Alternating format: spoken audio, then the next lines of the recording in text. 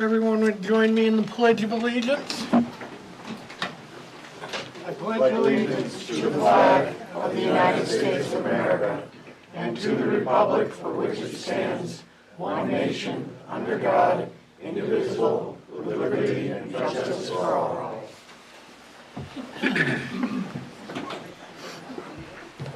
Good evening, everyone. Welcome to the April Fool's Day edition of the Goffstown Zoning Board of Adjustment for 2025. Got a lot of reading to do here, so if my voice starts to give out, please forgive me.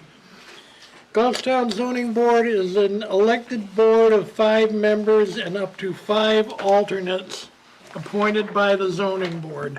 Currently, the board has 5 elected members and 0 alternates, a problem which we're hoping to remedy tonight because we're hoping to appoint some alternates tonight. If anyone is interested in serving on the ZBA, please contact the Planning and Zoning Office at Town Hall for more information. The board has a posted agenda for each meeting and tends to follow the items in order. The board will open the public hearing for an application to receive testimony from applicants, abutters, and affected parties, and ask questions about the appeal. The public hearing will then be closed, and the board will enter into a deliberative session to discuss the merits of the appeal.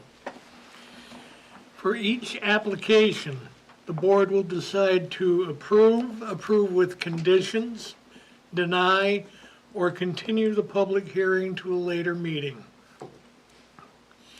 You're welcome to watch the deliberations this evening. You can call the zoning department at Town Hall in the morning to get the results of the meeting. For an applicant's request to be approved, there must be an affirmative vote of at least 3 members. An applicant can request a continuance if there is not a full 5-member board to act on an application. Tonight we have all 5 members of the board here. If you are aggrieved by a decision made by the ZBA tonight, you have the right to appeal to the Superior Court or to the New Hampshire Housing Appeals Board. However, before appealing, you must request a rehearing with this board to preserve your right to appeal. Rehearing request must be filed within 30 days of the decision and state all reasons why the decision was unlawful or unreasonable. Failure to request a rehearing may forfeit your ability to appeal. Bear with me for a moment. Part 2 is coming. For this public hearing tonight, a few extra rules. Please silence your cell phones. During the hearing, no side conversations will be allowed in the meeting room.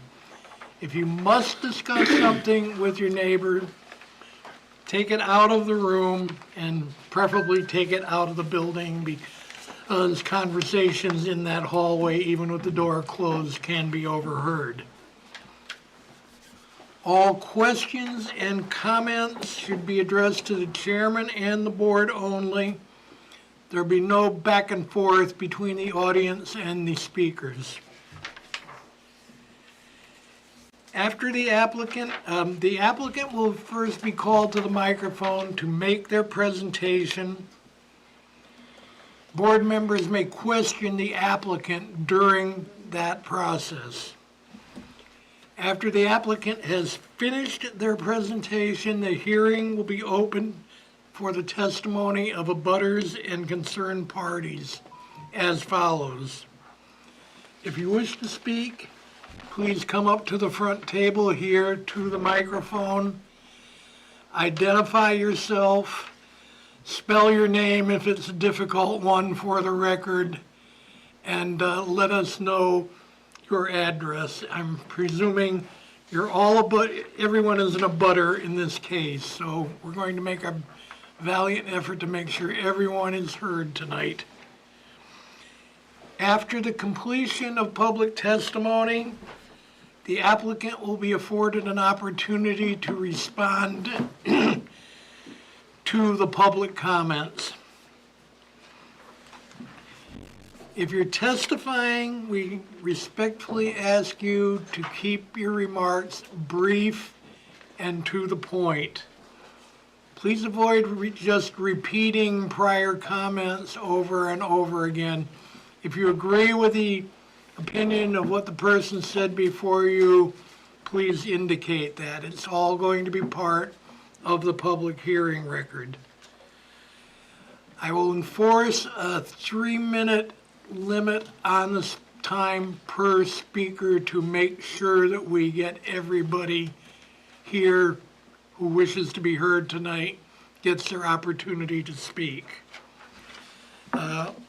Also, and hopefully we won't go that long, I'm going to set a 10:30 p.m.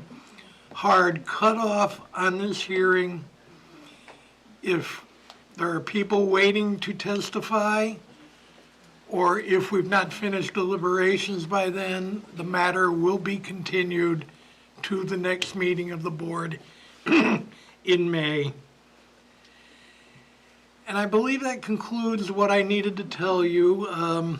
Let me now, for the third time, let me read the notice of the meeting, and then we will ask the applicant to come. Well, let me do this. We have a person, Kristen Dawes here, who wishes to be appointed as an alternate. I would like to, for housekeeping reasons, get that appointment done beforehand so that Kristen doesn't have to spend several hours waiting or the board to do it. With that, if I have the consensus of the board, I'd like to proceed into the appointment, and then from there, we will move directly into the public hearing. No problem? I motion yes. Second. All in favor? Aye. Kristen, come to the microphone and tell us a little bit about yourself. I know that you did run for ZBA in the March town election, and then a little bit about your background and why you want to join this merry band here. Yeah, so my name is Kristen Dawes. I live over on North Mass Street here, and I ran just kind of out of the blue, decided to run because I realized that I actually like zoning issues. When I was invited as an abutter to come to one of these meetings, I was unfortunately unable to make it, but I read through the ordinances and I thought that they were really interesting, and I liked that there was like rules for how all the zones worked. I'm an engineer. I have a bachelor's degree in engineering. I'm currently a stay-at-home mom, but I just thought that this was a group that I could really connect with and feel like I had valuable input for the board, and it was something that I could help out with. Well, thank you for thinking of the public service. Any questions from anyone I have on a the question. board? You know that. Denise always has I always have questions. questions. So this is kind of a fun board, but it's a little tricky because you have to really put your own thoughts aside sometimes. And I always ask people who join the board, are you going to be able to do it? Because there are times I deny something I don't want to deny. I approve something I don't want to approve. There are regulations, there's procedures we have to follow. You know, we're here for variances, which means we're making a variance to a code. Right. But it's not always, you're not always able to do that. And it's a very important question for me to ask, are you going to be able to do that? Put your feelings aside. Yeah. That's my only tough question. Any others? I'll take a motion. I'll motion to bring her on board as an alternate. Okay, let me ask this, Kristen. We have a choice of terms, 1 year, 2 years, or 3 years. If you want to try it for public service, you can have your pick of whichever of those terms you would like to commit, or I'll do 2 years. Good. right down the middle. Yeah, All right. We'll great. we'll amend that to appoint her for a 2-year term. 2-year term. Jack, you've got this? Good. All right. Any discussion? All in favor? Aye. Aye. Welcome aboard. See Jack after the meeting. There's a process.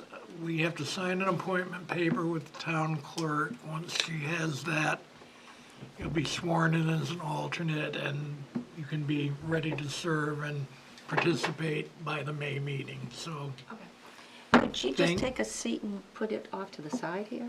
Yeah. So you can watch? yeah. You're welcome to watch You're the welcome to meeting. stay for as long as you wish. Or you can run in terror. No, no, no. Yeah, you have to understand, Jason started out as An applicant. an applicant and decided he really liked it, so no accounting for taste. Thank you very much, Kristen. Speaking of it, did you want to have introductions? Yes. I'm getting ahead of myself tonight, folks. Before I read the hearing notice for this,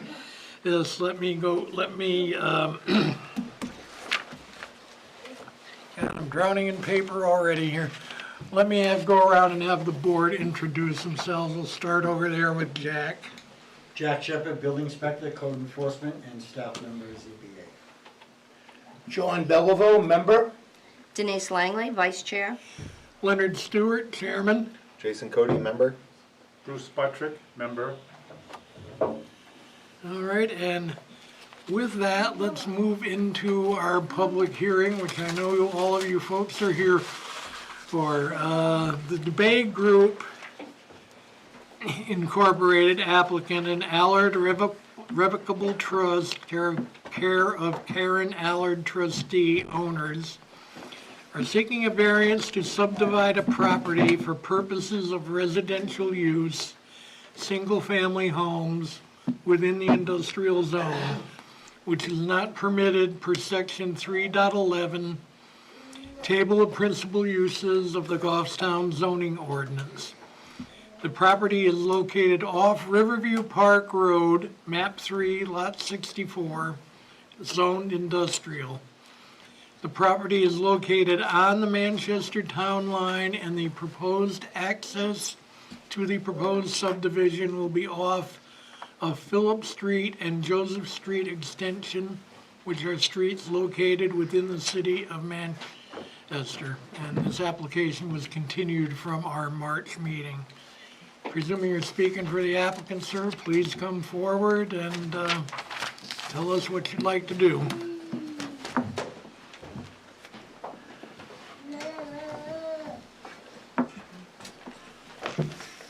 Evening, Mr. Chairman. Daniel Muller from Cronin Bisson Zielinski. With me is Doug McGuire from the DeBay Group.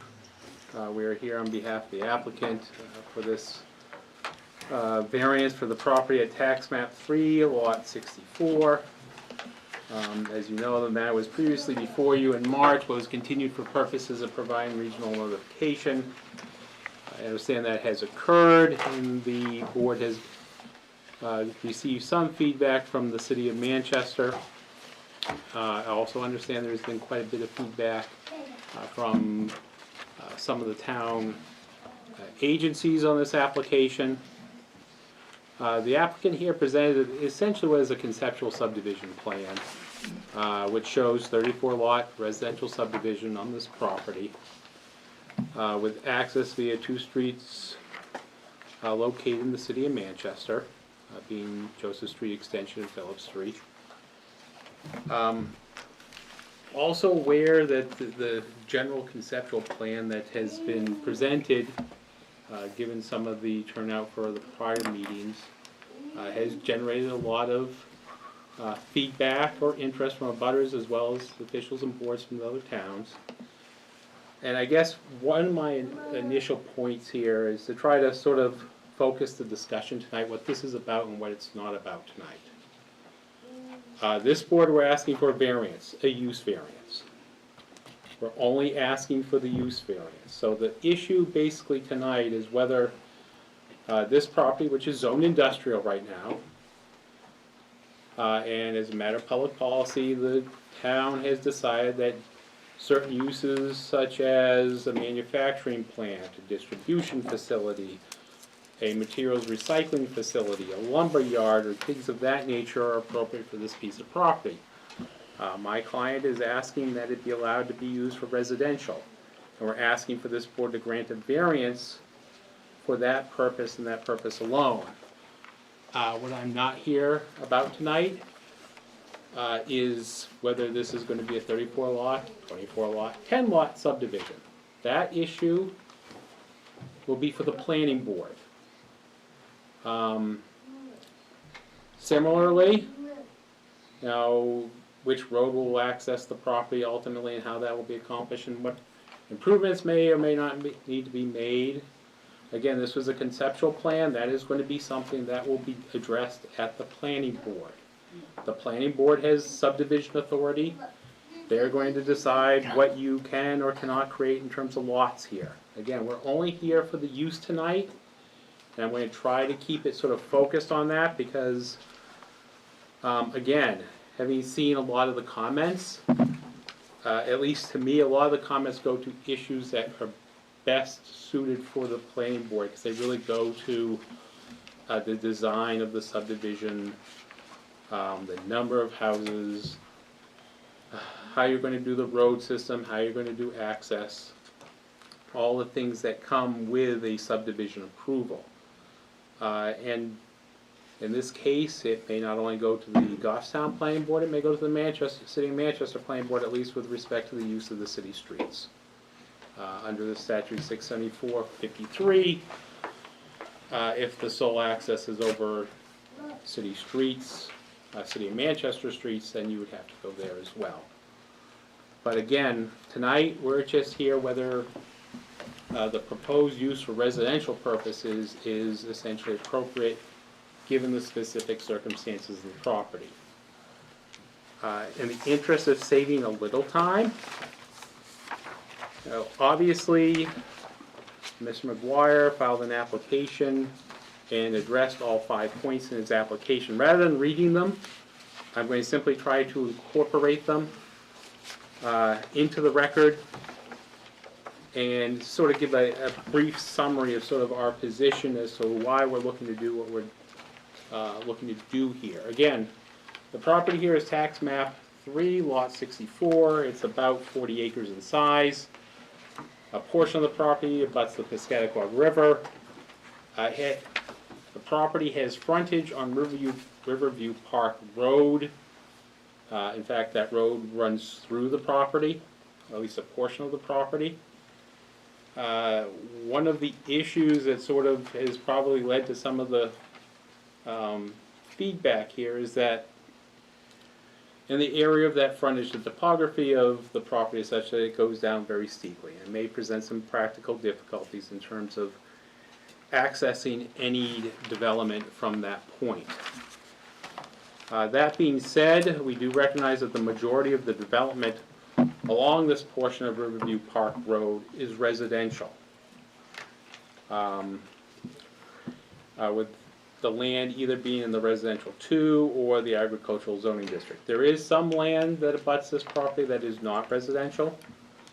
To the north, there's commercial industrial flex up towards where the dome is and some of the lots associated with that. There's also one other industrial lot that does abut this that is belonging to Eversource and is used for utility purposes. The property also abuts Phillip Street and Joseph Street Extension in the city of Manchester. Those streets also serve residential neighborhoods. It's based on some of the comments, there's at least a concern that those streets may be a little narrower than what is required under current regulations in the city of Manchester.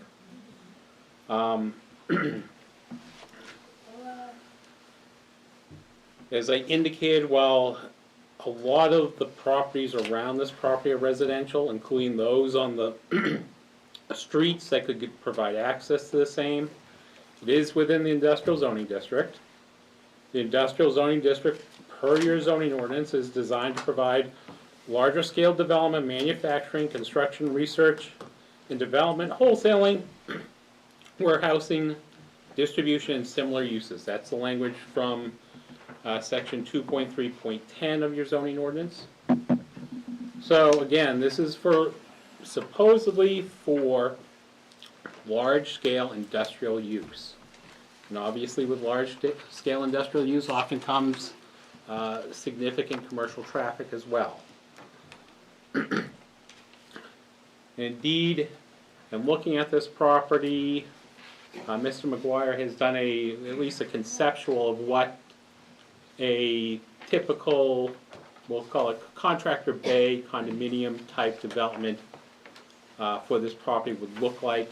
I think he indicated that he could show approximately 56 units on this property in terms of industrial condos for various types of contractors and the like. If the board would like, we have at least a printout of what that would look like. But again, at the end of the day, given the nature of the, I'll let him pass that around first. This is basically the same view as page 2 of your packet, but just Okay. with a different option, Okay. as an industrial type option. Thank you. Thank you.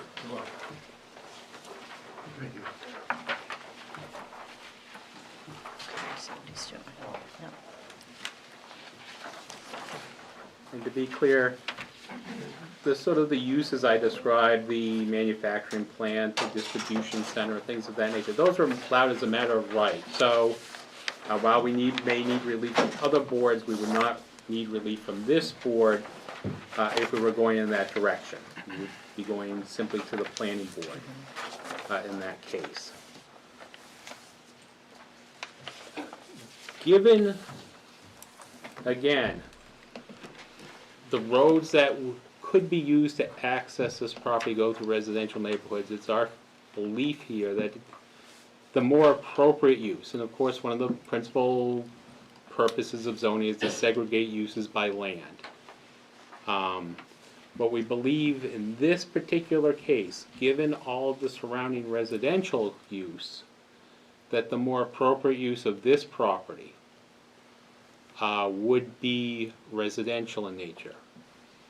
To give an example, if we did a distribution center, probably people in the surrounding neighborhoods would not be happy that there'd be large trucks accessing the distribution center potentially over those roads.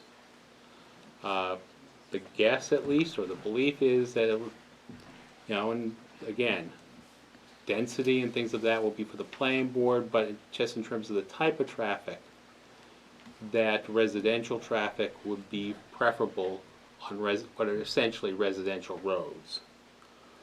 Likewise, given that you have residential neighborhoods to either side of the area that would otherwise probably be best put to the industrial use. Industrial uses, as commonly recognized in zoning ordinances, bring with them issues such as noise. They can bring emissions depending on the use. Sometimes there are waste issues, things of that nature. Again, looking at the fact that this particular industrial property is residential all around it, they're looking or believe that in this particular case, given its sort of environment around it, that the single-family residential use is a better use of the property, is more compatible with the surrounding properties than what is permitted, which is the industrial use. So, in a nutshell, we're asking for relief to allow, again, that this piece of property be allowed to be put to a residential use so that it can be used in a manner more compatible with the majority of the properties around it, and particularly those properties that are most likely to see the traffic or to be used for access to this property, as opposed to the industrial or commercial traffic that would come with the permitted uses. If the board has any questions, I'd be happy to answer them. I try to keep this brief because figuring we may have a lot of comments tonight.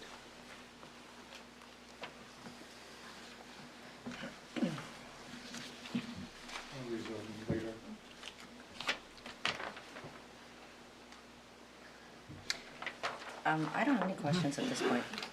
I think we could hear the abutters and then have them come back on. But what you're saying is we are here for one purpose, and that is to determine if we can switch this over from an industrial lot to a residential lot, which would remain, if we were to do it, it would remain residential, not to become industrial in the future.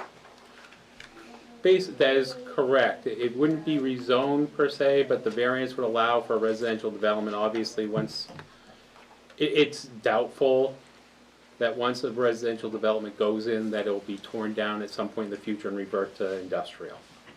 But the variance is to allow, yes, to allow it, to, instead of being used for industrial purposes, to be used for residential purposes. And that is the scope of the relief being sought tonight. Again, we're not here on any density issues, not here on any particular lot issues, or anything else of that nature. It's simply for the use. So what you've brought us for an image is just a concept. That is a conceptual plan. They would have to, and Mr. McGuire can speak to this, but they, obviously, I'll give the, sort of the elephant in the room, the access from the two roads in Manchester. Now, would they potentially look from an engineering standpoint?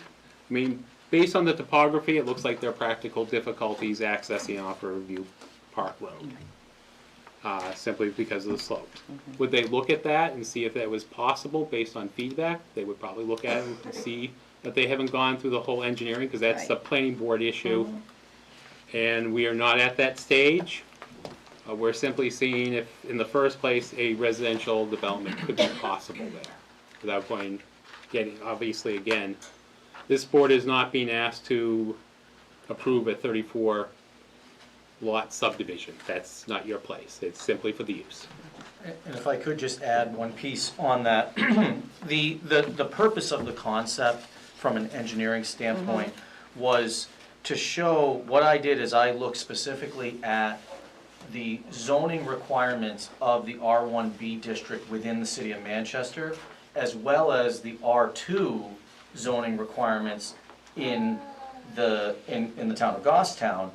And I took the more conservative requirements in order to develop a conceptual layout. So this is something, I would consider this more of a maximized approach. I thought it would be best to, I don't want to put two homes and then come in with this later at a different point. I think it was just a point to lay out what could potentially be there from, if we were to look at the underlying zoning of the surrounding properties, which is what the intent would be, that this would be developed in a like manner as. So that was kind of the approach of. And just out of curiosity, which town did you use?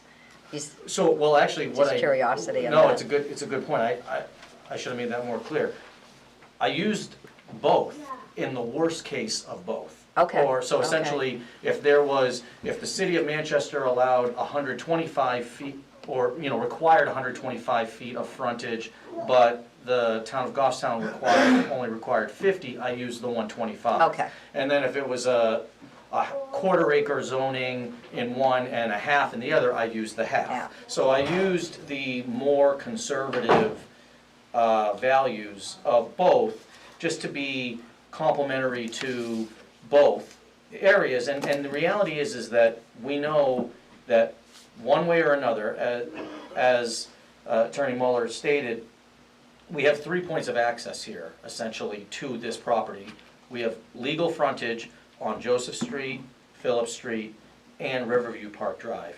And all three of those are in residential zones. So I figured, yes, there are some practical difficulties from grading at the Riverview Park Drive approach, but that's not to say that we couldn't explore that as an option. Either way, it wouldn't change our desire for this parcel to be developed in a residential manner, because if our access were to come off of Riverview Park Drive, we have the same implications where it's a residential neighborhood and residential uses along that frontage. So we just felt residential use made sense. If we go to the planning board and it's determined that 6 lots is what makes sense, then that's what we do. So just to make that point clear to the abutters, because I can understand the concerns, and we've heard a lot from their feedback already, so. Good. Thank you. I will ask one question about, you mentioned the elephant in the room. What about other approaches to the property? I'm looking specifically at the dirt road and the loop turnaround to the north side of the property, which comes off the back end of Tower Drive. Again, is that something that you could also explore as a potential, again, I think we both know that the real issue here is approach from the city street. So has that been explored, or would that be considered? We did explore that specifically, and found that there is actually a number of issues with that development, that Tower Hill Road development. I've spoken with the town engineer about that, and to just be clear, there are no legal access points to the north whatsoever. And from a practical standpoint, it would be difficult even to try to get creative and purchase an access or something, because the Tower Hill Road is currently not a public road. It was originally intended to become a town road, but it is currently not. And apparently there's some legality issues with that. In the original subdivision, certain pieces weren't completed that would be required for it to be accepted as a town road. And for what I've been told from town staff is that that is not in the near future. So you're now dealing with a private access, multiple parties, because as you're all well aware, there's several different businesses in there. You know, the Dome is the biggest one. Right. But there's the self-storage, gas station, and other lots. There was recently a development that just went before the board, so there's gonna be another development that was by right, but coming in off of that. So it's a multi-party system that would be involved in potentially acquiring an access point like that. So we had to evaluate that when looking at this land and the viable upland that it has, what were our realistic access points? And they still remain those 3. So it's not only Manchester. I know that's what a lot of the concerns are, but we have 2 access points in Manchester and 1 on Riverview Park Drive. So those are the access points that we would evaluate. We would prefer to evaluate them as a residential use, because we think it would be more complementary to whichever access point we ultimately come in from. But, long story short, we did look at the possibilities of where that industrial flex zoned area sits and whether there was any potential connection points. And as of right now, they would have to acquire that, and it is an uphill battle to try to do that, if even possible. Thank you, thank you. Anyone else? I have a question on this. I can't, what is this showing me? I just want to be clear what I'm looking at. So what I tried to do, and this was intended to help maybe address some of the concerns of the access, and I wanted to show basically a similar option with a by right use. So what you're seeing there, those are 60-foot deep by 25-foot wide, what we call contractor bay industrial units. And so each one of those brown rectangles is a length of it's one building, but it's a length of units. And so you have there's 10-unit buildings, there's a couple 8-unit buildings. And in the same manner that we tried to think, at least conceptually in 3 dimensions, on how this could work, so this concept also works from a physical grading standpoint. That's why you know, obviously it looks like we could potentially fit even more buildings, but we're factoring grade in, platforms. And so the reality is, at least on a conceptual point, we're just showing, you know, what you could do as a potential industrial use. These units are very, very popular in properly zoned areas that aren't coming through residential neighborhoods. We've done several of these, and they're very successful. And so that's why I particularly chose this as a concept option, because if this was going to be developed as an industrial use, this would be a viable option, at least in the market, as to what we've been looking at in other areas. Thank you. Anyone else? Okay, with that, I think that we'll go ahead and we'll start taking testimony from the abutters. You gentlemen will obviously have your chance to speak once we've heard all the abutters. So I will ask who would like to be the first to come forward. Come on up, identify yourself, and tell us what you think.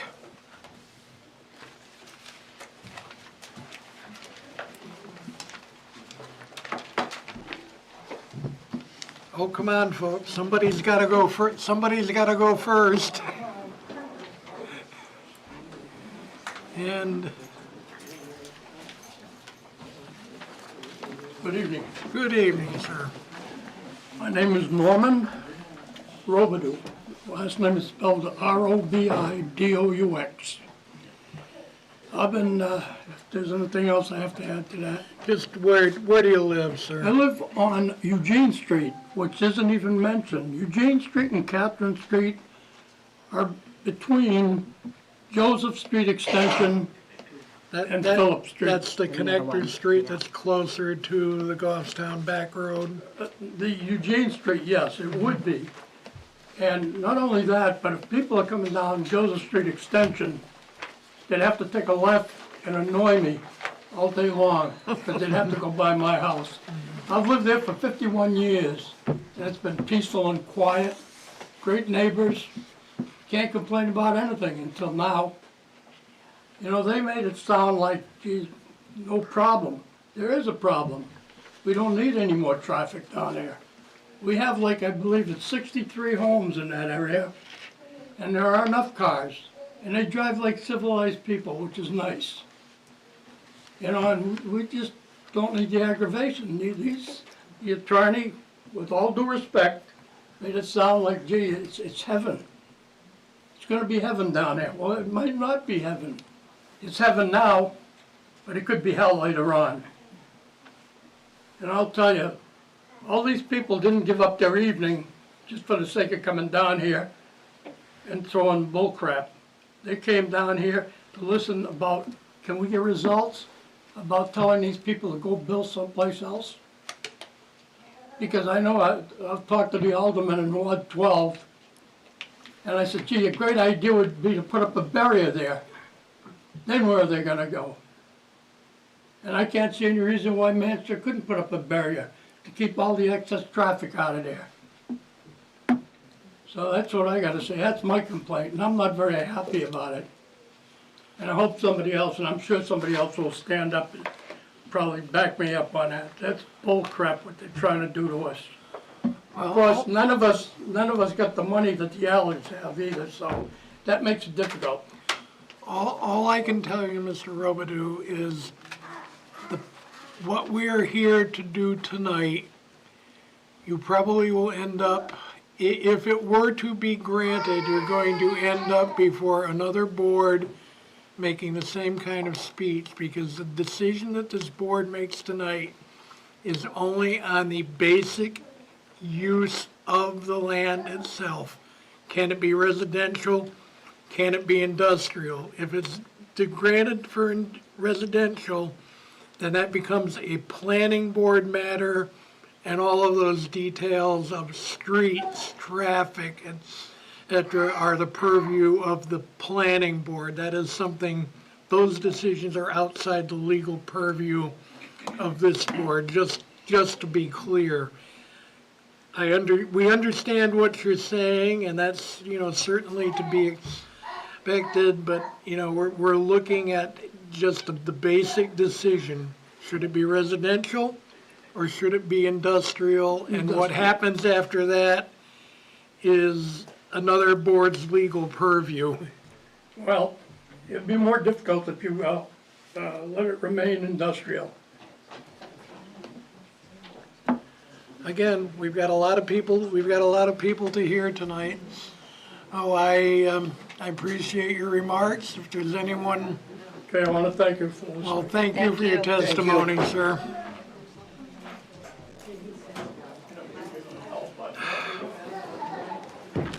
Good evening. Please identify yourself and Can you please speak up for us back there? Thank you so much. My name is Jeanette, 2 N's, 2 T's, 3 E's. Harper. I live on Joseph Street Extension. One issue that we all talked about was traffic coming from Goffstown Road. So if you leave or try to leave our neighborhood anytime from about, 7:30 to 9 o'clock in the morning, good luck.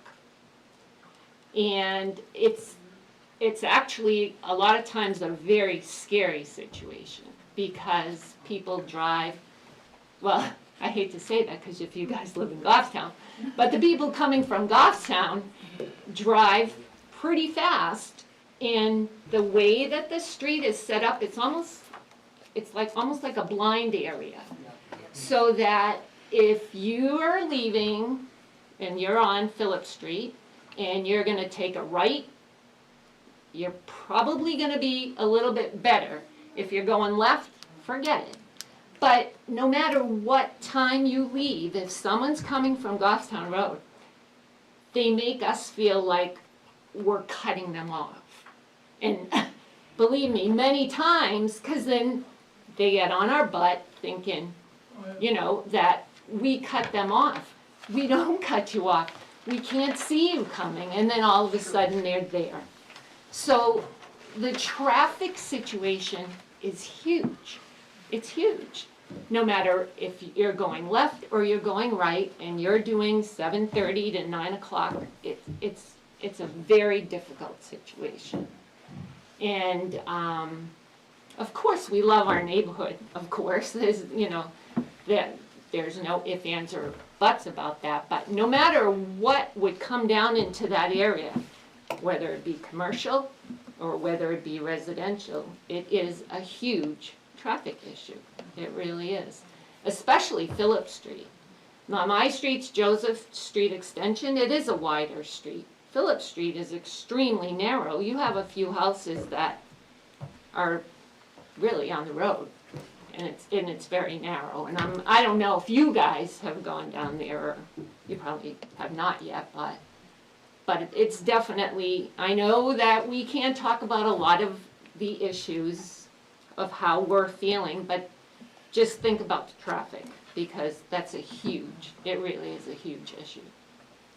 I can only tell you that some of the very things that you're saying regarding the traffic, the width of the streets, and things like that have already been raised in the regional impact comments that were sent to this board by the City of Manchester Planning Board and by the Southern New Hampshire Planning Commission. So those have been extensively covered for us in the materials we've received from them.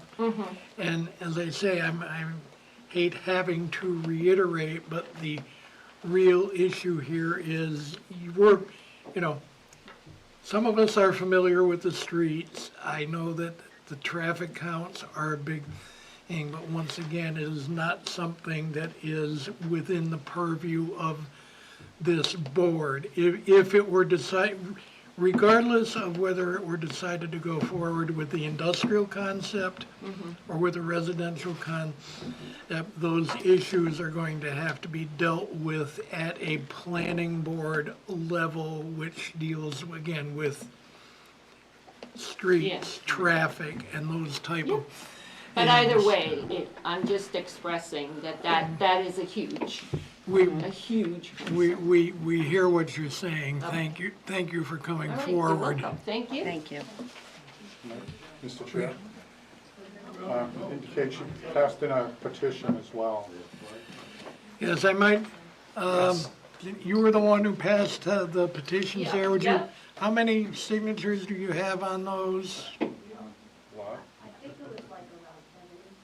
Maybe around 70? Okay, well, those were submitted and those will become part of the hearing record along with your testimony. Okay. Oh, thank you very much. I saw some hands in the back. There, all right, I'm gonna go left or right. You, sir, standing on the side there, come on up. Good evening. My name's Ron Bujo Senior. Bujo is as B-O-U, D is in David, R-E-A-U. I've been living in that neighborhood since I was 8 years old, so I'm very familiar with all the grounds that are out in the back. We do have a nice neighborhood, and we have a lot of nice friendly neighbors, and we have a lot of children that walk around the neighborhoods. I also remember when my son was small, got hit by a motorcycle coming down that street at a fair rate. The area's has been known for a lot of problems over the years in the back, in the industrial area and all that. And you know, that's known by the city for sure. We've had a lot of we have a lot of motorcycles, and we have a lot of four-wheelers all hours of the night. We have people that are doing hijacking of deer at night out there, and 1:30, 2 o'clock in the morning we're hearing guns going off. It's really not as quiet as everybody thinks it is. So bringing all this in is not going to be a nice thing. When I look at the amount of houses they're thinking of putting out there and using our road as an access where it is small, the rate of speed, she says it's not so, well, Goffstown Road is pretty busy all the time. Well, coming down that street, some people go pretty fast coming down that street. We have little children on the street. You know, so I wouldn't want anybody else's children to end up getting hit on that street for sure. When I look at the amount of houses they're going to put in, I look at the amount of cars they're going to be having. I mean, just say if they do 40 houses, you're going to have at least 2 cars per home, and more than that as they start to grow up. They'll have more than that, probably 2 or 3 more. And you've got families and friends that are going to be traveling that area. It's going to be like a super highway down our street areas. It's a nice, quiet neighborhood, and you know, and now we're talking about all the stuff that goes on that they want to do out there besides just building houses. I mean, that's like another way. The access points too is, why can't they come in off of back of Kimball Street? There's a road that goes right behind that bar plant that goes all the way to where the Allards are looking to build all that stuff. It runs all the way straight up through that property. Why can't they go through there? Or even where there's off back Goffstown Road, and I don't know the statistics about it, but there's Surratt Road, which goes down towards the river, but there's also that other road they call a private road. Well, I remember when that was the Polish picnic grounds, before the Allards even owned that land. That was an area that they used to go in there every year, and they'd have the Polish picnics there every year. That road's been there for years. Why couldn't they look into that and see if that road could be enlarged and go in from that side? That's just another thing. But another thing, by opening up a road is gonna kind of bothers me as well, because I've been there for so long, that it's a lot different now since the neighborhood, because all the people that are in the neighborhood now hasn't lived there as long as I have. And I remember it was a single road in, one road in before the development was put in, so there's a big change over those years. But back there at night, there are people that come in, they get around no matter where. They come from the Kimball Street side, they come from the Goffstown side, the Manchester side. They go in there to dumping all kinds of stuff during the days and nights and all that. It's very annoying. So where I live at a cul-de-sac right there at the dead end, right adjacent to all that property.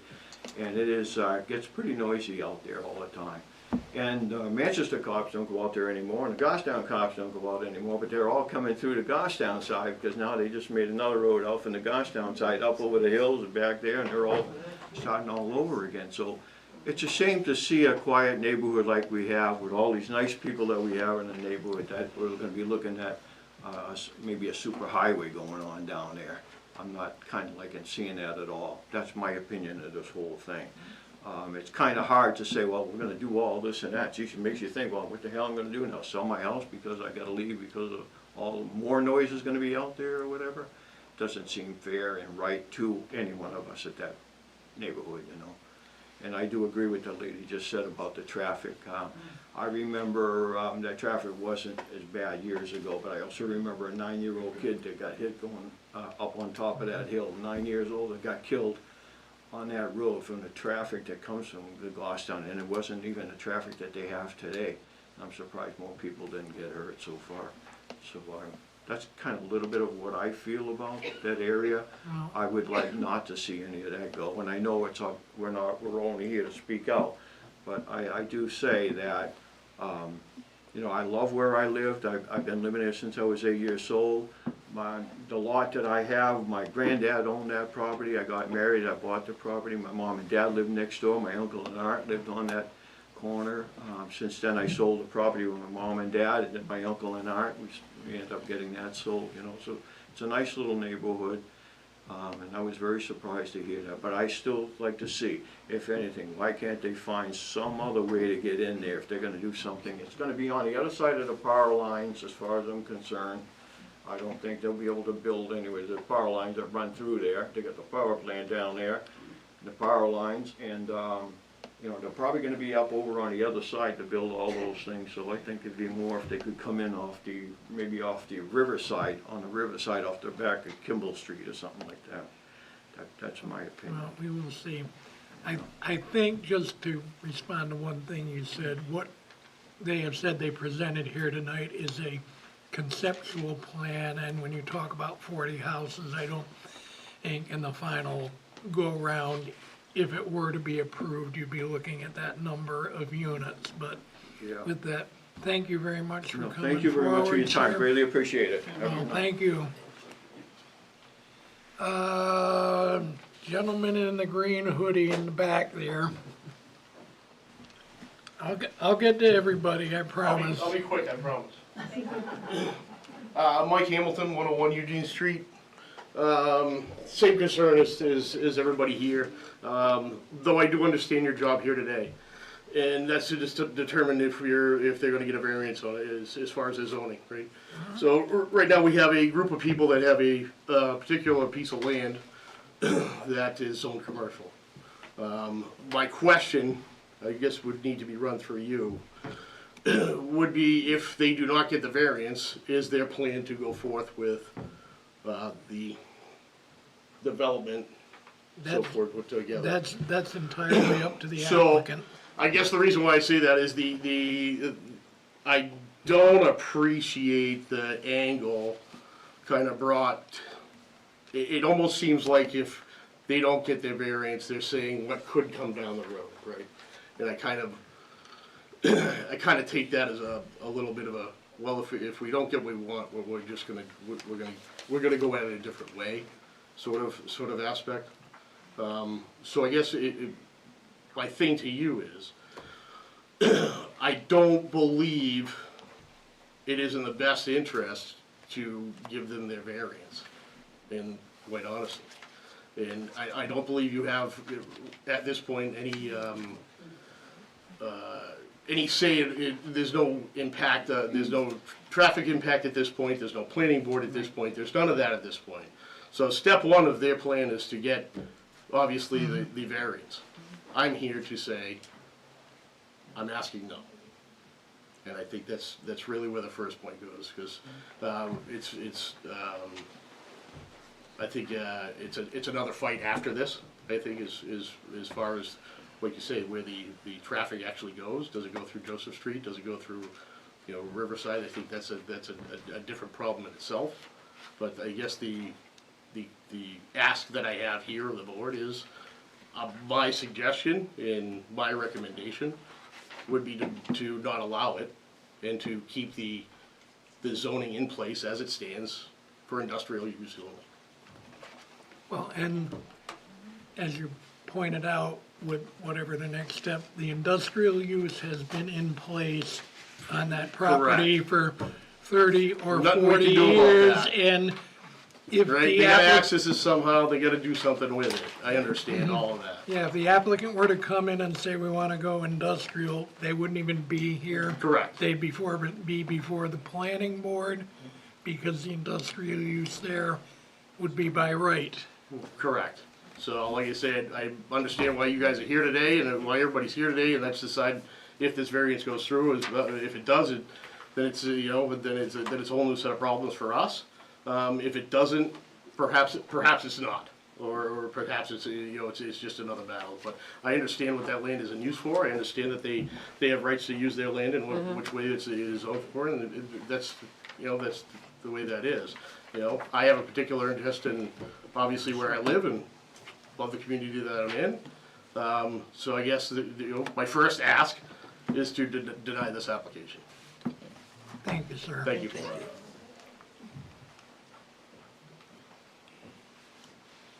Lady with her hand up and, yep, you.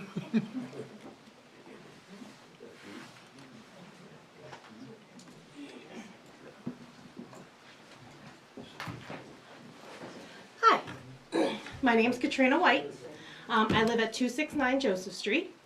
I guess my biggest question here is how can you provide zoning for a company or for somebody who is guaranteeing that they're going to do residential if they can connect to Manchester? This is completely zoned in Manchester. The roads that they are connecting to are Manchester, so should this not be approved first by Manchester zoning before it gets approved by Goffstown?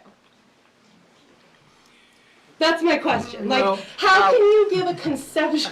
How can you give a concept of something when all of your concept is based on connecting to Manchester? We don't typically answer questions, but I'm going to this time. I love that. That's why we went, we had regional impact. Okay. That's why it went to the city. And now we're back here. So it went to the city. It went to the city And what to did the let them city know. say?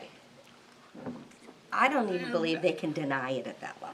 What do you They mean? have to be aware and tell us what some of the issues are. So there are a ton of issues, obviously, but like, Well, if they don't have a backup plan or some kind of plan to use Goffstown zoning for Goffstown buildings, Goffstown houses, and there's even a road in Goffstown that they can connect to, it would just be a uphill battle, as the lawyer said. But we're not here to say what road they're using. We're strictly here For zoning.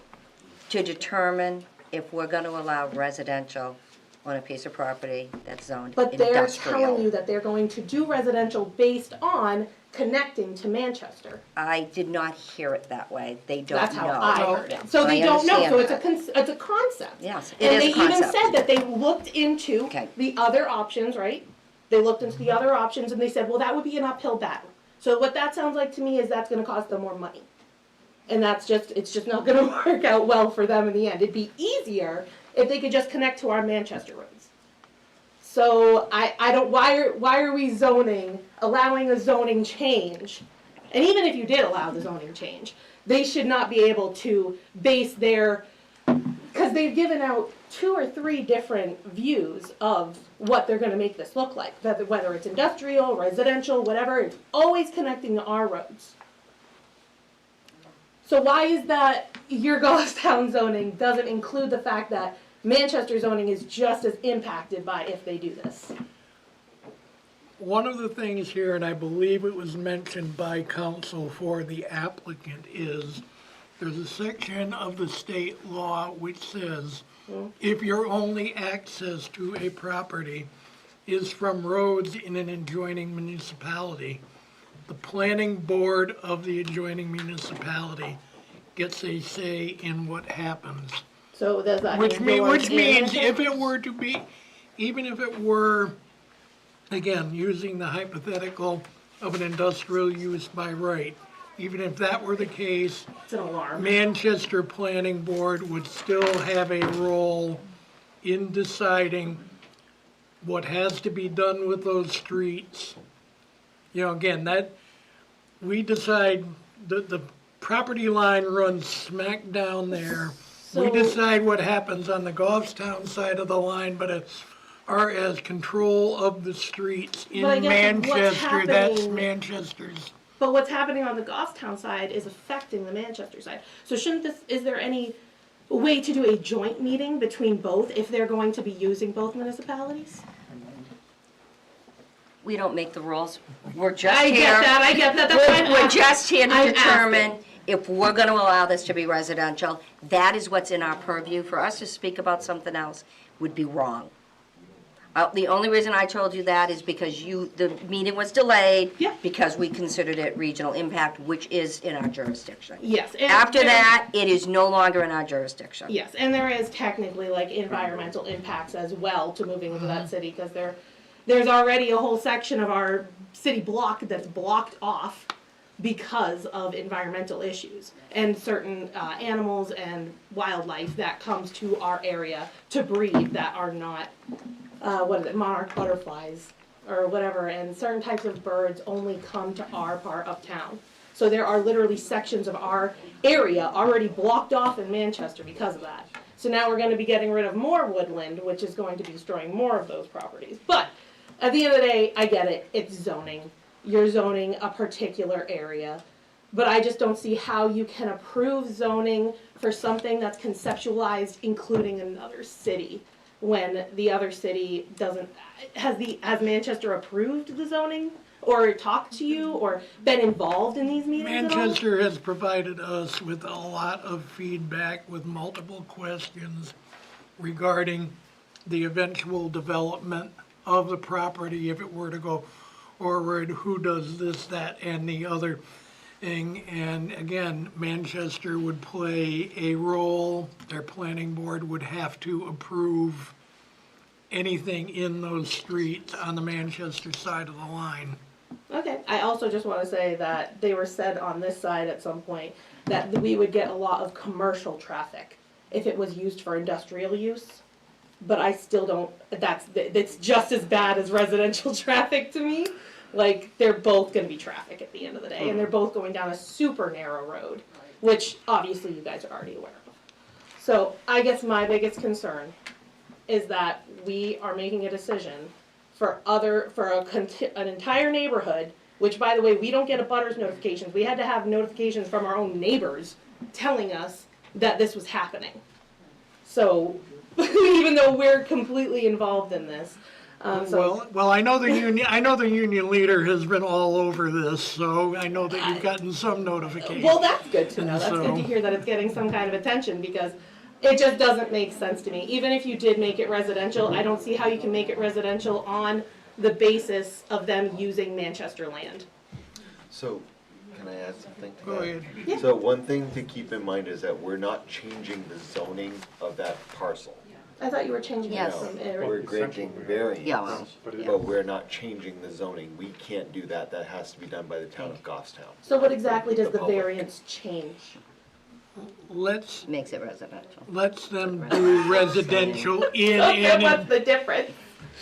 the So- underlying zone is still industrial, but for that particular parcel, you're granting them the right to use it Residential. for That- residential. The reason I So brought it it's up, residential. the reason I brought it up that way was the question that was asked before Yeah. about whether it was going to remain residential Right. after the fact. We aren't changing the Zone zoning, 2 residential. right? So okay, well then I guess either way, residential or industrial, there's gonna be a heavy traffic implication on there, which, like I said, you guys already know all this. So I just don't personally see how approving residential is going to help or benefit Goffstown or Manchester. Because at the end of the day, it's land and it's gonna be used for something. But if you can't prove that you can use that land within your own zone, within your own zoning area, I don't see how you can get approval for it to change from industrial to residential. Just, speak my piece, that is my piece. Good job. Thank you. Thank you very much for Thank you coming so much. forward. Yes, sir, the gentleman with the, What do we have, a 5-minute buffer? Hey, I'm moving 5 in 3 minutes? months. Is that what we're doing? I'm gonna start this.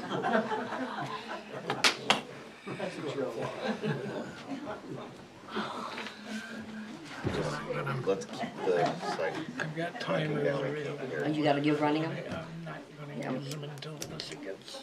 I'll start. Go ahead, Hi. sir, please identify Yeah, my yourself. name is Cary Grant. I live at 221 Joseph Street Extension. Built my house there in 1974, so I've been there a while. I agree with just about everything people before me, so I won't repeat as you requested.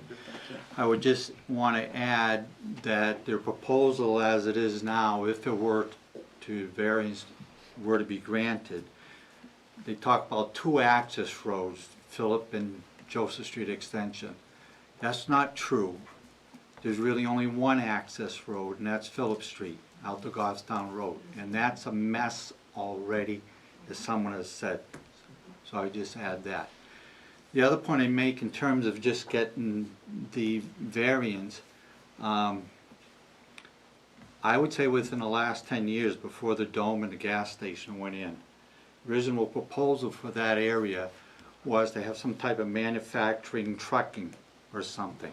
In Goffstown, along with Manchester, felt that that was prohibitive because the kind of trucking traffic that would be going down both into Goffstown but also into Manchester, it was going to be too overwhelming. So they said, no, we can't allow those kind of businesses in there. So I guess I kind of understand where Goffstown would like to change or has some pressure on this board to change the variance from commercial to residential, because commercially that place will never be used because of what I just said about the trucking traffic along the town road. That would be one point.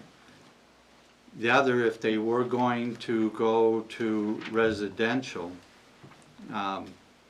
there is Allard Way that goes out, which is owned by the Allard Company, onto Goffstown Road. Don't see why they don't go that way rather than coming on to Joseph and Phillip Street. In terms of the access points on to Phillip and Joseph Extension, I don't know if there's a right-of-way onto those 2 streets. I don't know who's in charge of determining that. But I'm very fearful in the time that I've lived where I am, out by those power lines, there's been a lot of activity, a lot of negative activity by off-road vehicles, by young people gathering, bonfires made. There's been cars out in that area that have been abandoned. But my real fear is that my time there has been a death with kids playing out on those power lines. And I remember that very vividly, and many of the people on Joseph Street would also. I fear if you put 35, 40 homes there, there's going to be plenty of youngsters. And I have a fear of what that may bring with those going out and playing in along those power lines, which, as I said, there's been deaths, which meant there have been times when they've climbed those power lines. So I'd rather not have that kind of crowd coming in. So I would ask this board to deny the variance for the safety and security of both our little neighborhood, but also future safety issues that I think such a development would bring to the area. Thank you for listening. Well, thank you, sir.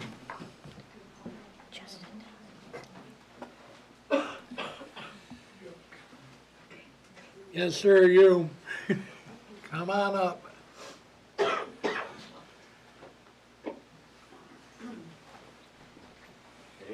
Good evening. Lou Baudet, 320 Phillip Street. I've lived at that location since '74. In '76, they put all the brand new units on Joseph and Phillip. At the time that those new buildings were constructed, this is a water issue.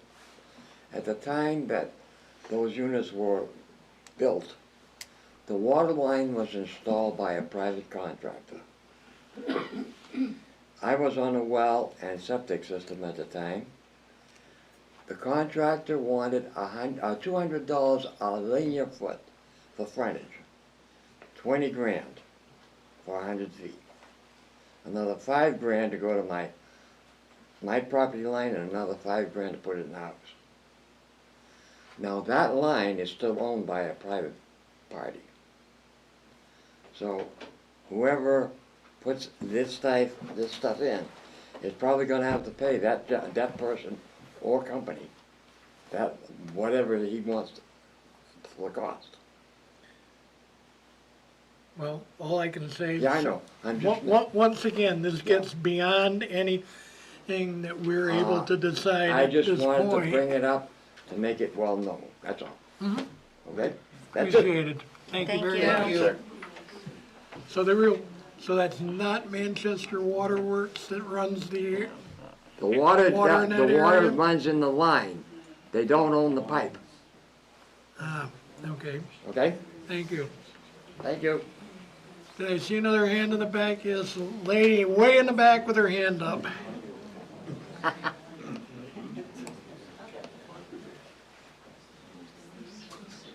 Hi. My name is Doris Gagne, or Gagne, depending if you speak French. You're French or not? Gagne. I think the last person just made me come up here because I want to say something real quick. There's the water, and there is no waste line. Everybody has a septic tank, and I think that was unknown at some other point, some other meeting I went to, so, because there was some possibility of the houses that are gonna be built, you know, hooking into all of this stuff, so there isn't all this stuff there, you know, so. What is your address? 356 Phillip Street. I'm at the corner of Catherine and Phillip, and I've lived there since 1979. Okay, so, I again, have a well and I have a septic tank. and as I say, once again, It's these are, nothing. these are development Right. issues, you know, that go beyond anything that we can be talking about here Right. tonight. It just needed to be known because No. I think that people were unaware of it, you know. Appreciate it. Thank you. Hand in the back there, sir. Have to stand up. Is it gentle? Come on up. We'll get to everybody. So a lot of the points I'm gonna make, oh, sorry. My name is James Roy, I'm at Joseph Street, 304. I'm a new property owner over there. So a lot of the points I'm gonna make have already been made by a lot of people already. One of the things that this diagram doesn't show is the access point to Phillip Street, where it connects with Goffstown Road. They said there's 3 access points, when there's actually only 2 if you include River Parkview Road, which is something you guys already discussed. And that didn't sound like it was a viable option for them. They were having some difficulties with some of the terrain there, it sounded like, if I'm not mistaken. Correct. So that would really indicate that Phillip Street would basically be the only road in and out for this new subdevelopment.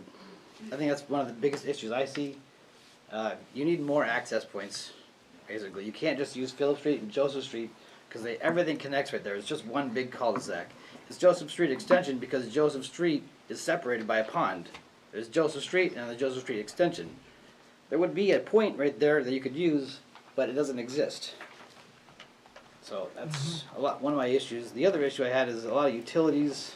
I just had some general questions. I don't know if you can answer them or not, but let's see. It was about utilities. Who was going to be providing the utilities down there? Because there's not a lot. Like they said, there's also, we all are on septic. There's no, I know this is more of a development kind of thing, I imagine. As far as, garbage, recycling, all that, schools. You're asking the Rocky very Book. questions that were put to, that came up from Southern New Hampshire Planning and from the city of Manchester as well. I tried to look for as some of to those who is plans. going to provide these services. Have they been addressed? No, we don't have answers for them. Those would be something that would be If the addressed in the goes development forward. process Right. by If it planning. goes forward, then they'll figure that plan out. Okay, all right. I just wanted to make it known that there's really only one access point is what they're planning with. Appreciate That's what it, it sounds thank like. you. Thank you.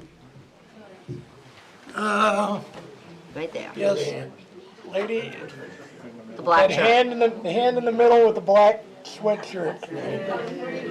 Fine. Finally, so. Sorry, I'm just having trouble seeing you from down there. It's okay, it's okay.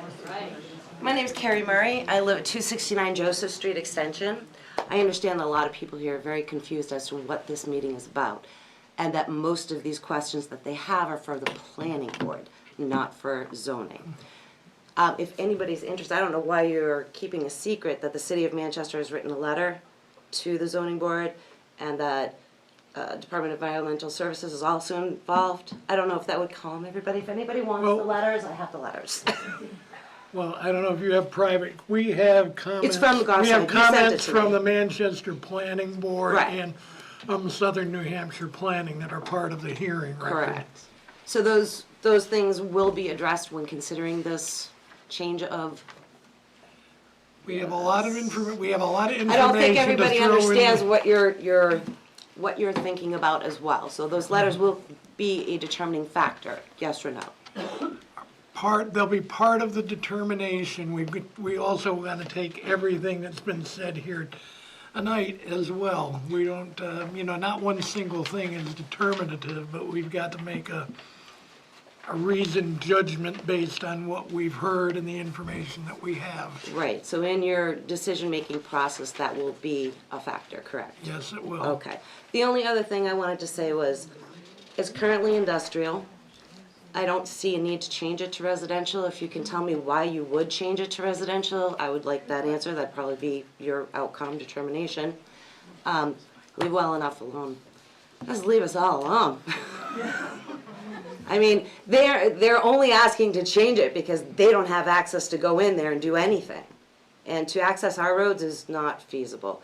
And I don't think that, even if you did change it and approve it, just so everybody knows, I don't think the planning board's gonna approve it. I feel like I came unprepared here almost because there's no lawyer representing me and there's no money here representing me. We're just the poor people trying to get by. That's all I have to say. Thank you. Thank you. There's an arm sticking up with a green shirt. Yes, come on up.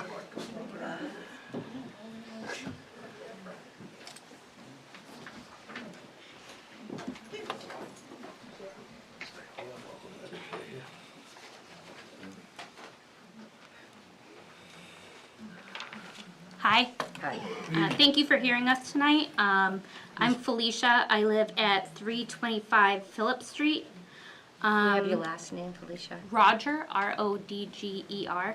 Thank you. The applicant earlier today said that he would not state the 5 factors that they need to satisfy in order to get this variance. And he felt that his information would satisfy those questions for you.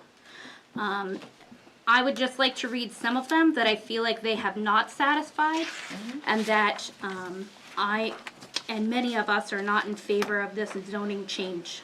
The variance will not be contrary to public interest.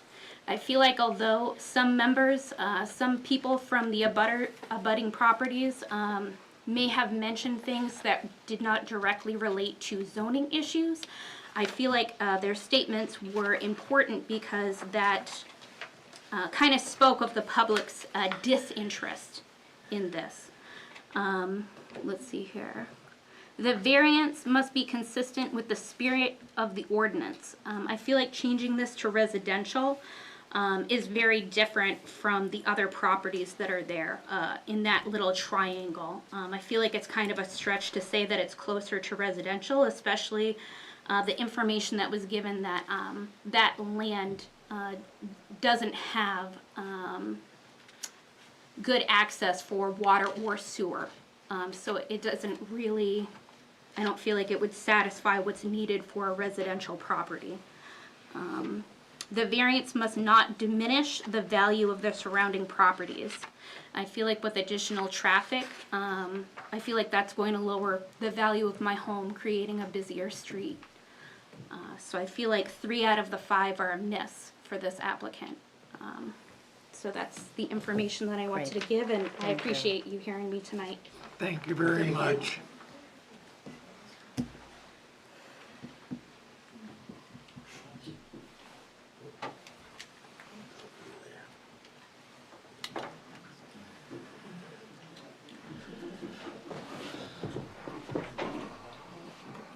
Ladies and gentlemen, board, thank you for your time. My name is Mike King.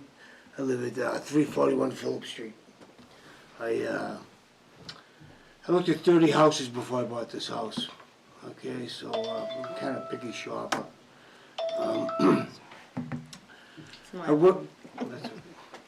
I worked 60 hours a week, okay, for the last 22 years to live there. Okay, the peace and quiet means a lot to me, as you can see from all these other people. I'm just here to bring up some information that I think will be relevant to your decision. Okay, as they had stated that they wanted to do residential, and as that lady was saying, I didn't get your name, that it was only proprietary if they were going to be able to use the access from Manchester, which we're all set against. Now, I know you're going to build something there, okay, but just a couple of points of information is that, as Jeanette had spoken about, okay, when you come down Goffstown Road in the morning, or actually when you're going up Phillip Street in the morning, okay, the traffic coming from Goffstown is sometimes 10, 15, maybe 20 cars deep, okay? So it takes you a little bit to get out in the morning. In the wintertime, it's horrendous, okay? So keep that in mind in your decision. They are other accesses, okay? If you make it residential, then yes, I know we need housing around here, okay? If you make it commercial, then you have money coming in all the time. So whether that's here nor there for your decision, I just know that in your decision, please understand that Phillip Street is not a viable way to get in there. Whatever you guys come up with, they'll need a different access, because if you were gonna put residential, I know that I would want to live on a road that had access for me only, and not, as a gentleman, I believe a gentleman, pointed out already today, that there's 100 people down there now. There's 100 cars, okay? And if you're gonna add 40, then you add another 100, your people that are gonna buy those houses, they ain't gonna be too happy, they gotta wait in the morning to get out of there. Okay? So, whether you're gonna do industrial, or whether you're gonna do residential, when you make that decision, please understand that they will definitely need a different access to get in there. Okay? Manchester, Phillip Street is not feasible. Okay? As everybody knows that lives over there, okay, they're doing a project now on the Rotary, on Amoscape Rotary. Okay, we all know that. And we've all seen the traffic that has started already. Okay, I was coming up Route 3 yesterday. Traffic was backed up all the way to Nashua on Route 3 because of this project. That is a 5 to 7 year project. Okay, and to build on the Manchester side is just not feasibly, economically, financially a sound decision. Okay, they would have to come in through 114 and down Goffstown Road. Okay, that project over there, from what I've seen today, I've been a builder all my life, I've been an iron worker. I seen them doing soil testing today. Okay, soil testing? You're kidding, right? They got the place all cut down, ready to tear it apart, okay, and put a bridge in, and they don't even know how much soil the bearing can hold. That's kind of comical, if you ask me. So they're tearing it down. I mean, it's not about making money and just making money, okay? I went to a meeting for the Amoscape Bridge project, okay? And as a builder, as an iron worker, I thought to myself there was a good fix out of it, was to build another lane coming in where the hotel is, okay, to alleviate all that traffic, and go over the right into the bridge, and you would have a lane to go left, okay? That has really made things impossible for anybody to do anything now, okay? Your industrial base is gonna have to come from the other side. Using Phillip Street is just out of the question. Now, I know that if, so I know that, coming in behind the, bubble, okay?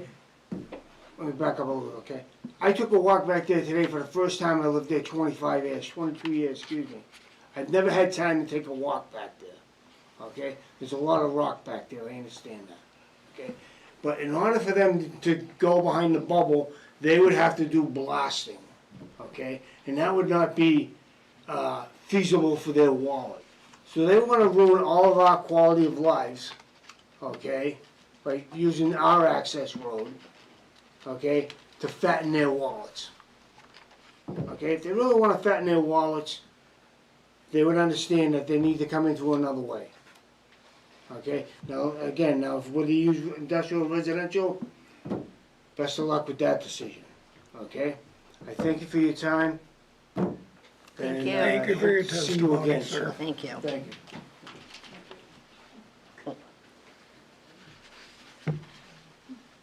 Any more hands back there?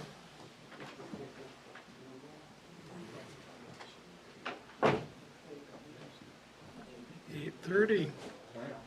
I'm impressed. I will just stand up to make sure that I'm seeing things going once, going twice. If there's no more, no one else who wishes to speak, I will ask the applicant's representatives if they want to come forward and speak to any of the points raised in the public testimony.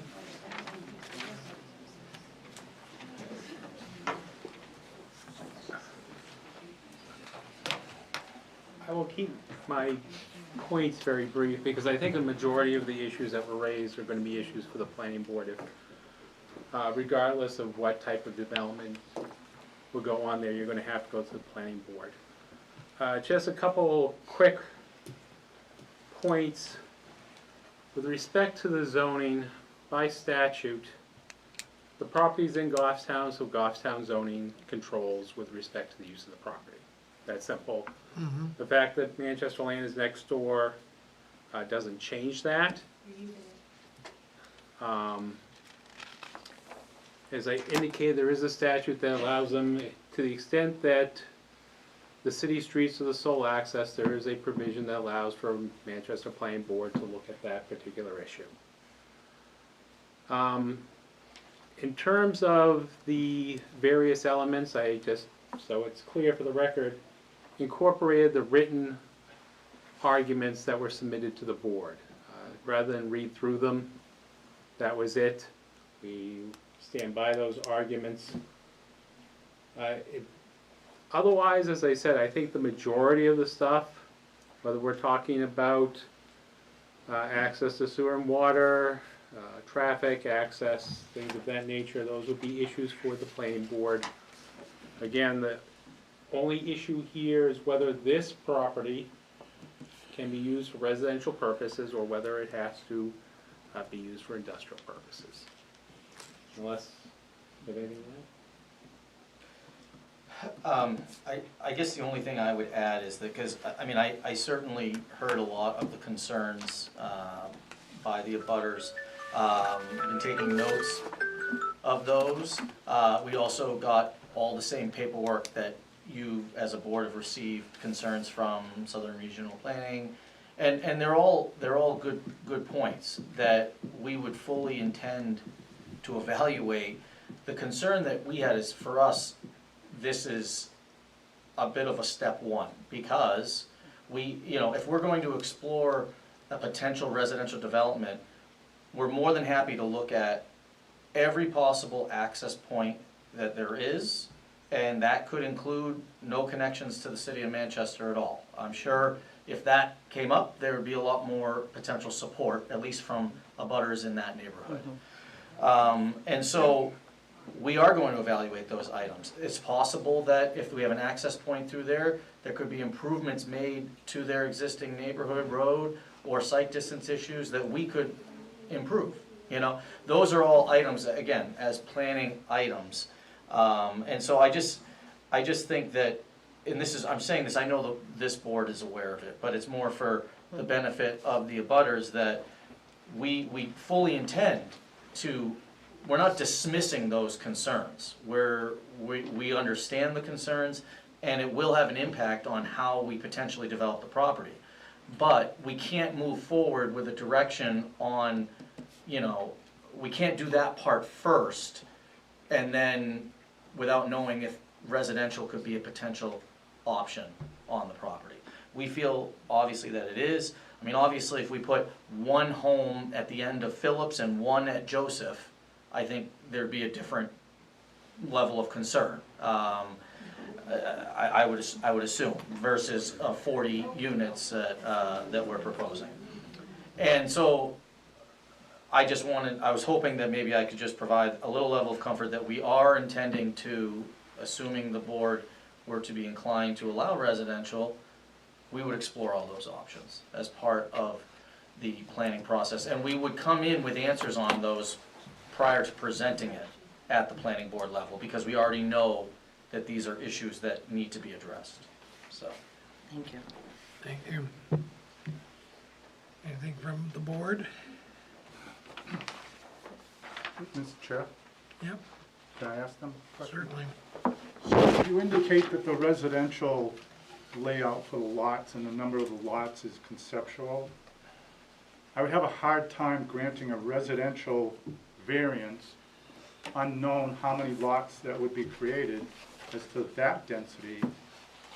For instance, are you mirroring a agricultural layout, rural layout, R1, R2? I wouldn't give it a broad brush, not knowing what's the end result, because... Understood. I think and that's kind of where the concept idea blossomed from. We certainly weren't expecting you to say, oh, you can have this, or anything like that. But the intention was to meet underlining zoning. And as I mentioned, we took the limiting, more conservative piece of the R1B or the R2. I think in this case, being that it's in Goffstown, if there was a condition that we would be looking at this with respect to the R2 zoning district, we would be fine in doing that, and adhering to that. And that would, I think, at least give you the underlining support that you'd be looking for, that there'd be certain frontages, certain lot sizes that would be required, and I think it would be very appropriate to be developed considering that the majority of the Goffstown frontage and along the portions of the property are that R2 zone. To me, it would help the abutters know what's the number of lots that are gonna wind up. Tonight, we say, yes, you could do residential. We might think, oh, well, there's only 12 here, or whatever, or they can only get 12 on there, but then the build-out happens, and there's 34 or 40. Well, and I think, and I guess That's where I wrestle. Yeah, I get it. Part of going the opposite direction is that, again, subdivision approval, which is the creation of the lots, is a function of the planning board. In the majority of jurisdictions in the state, I can't even go to the planning board unless I have zoning approval first. That's just the way it has always been. There are a couple exceptions to that, but that's But that frequently subdivision is happening based on R2, all that criteria. I would need to know that, okay, we're giving you a residential R2 okay, that then the lots would be so big, then the build-out could maximize at X amount. You're just saying, give us a residential use. Well, I think Mr. McGuire said, if you want to put a condition on it, that it would be based on the R2 criteria in terms of the lot size, frontage.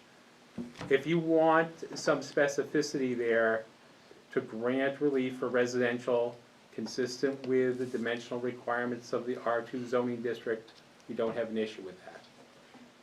And I think to answer your question further, the conceptual is based on that. So we're not asking for this board, because it's not your purview to grant a certain number of density or anything like that, but for reference purposes, this is representative of the R2 zoning district and what would potentially be there.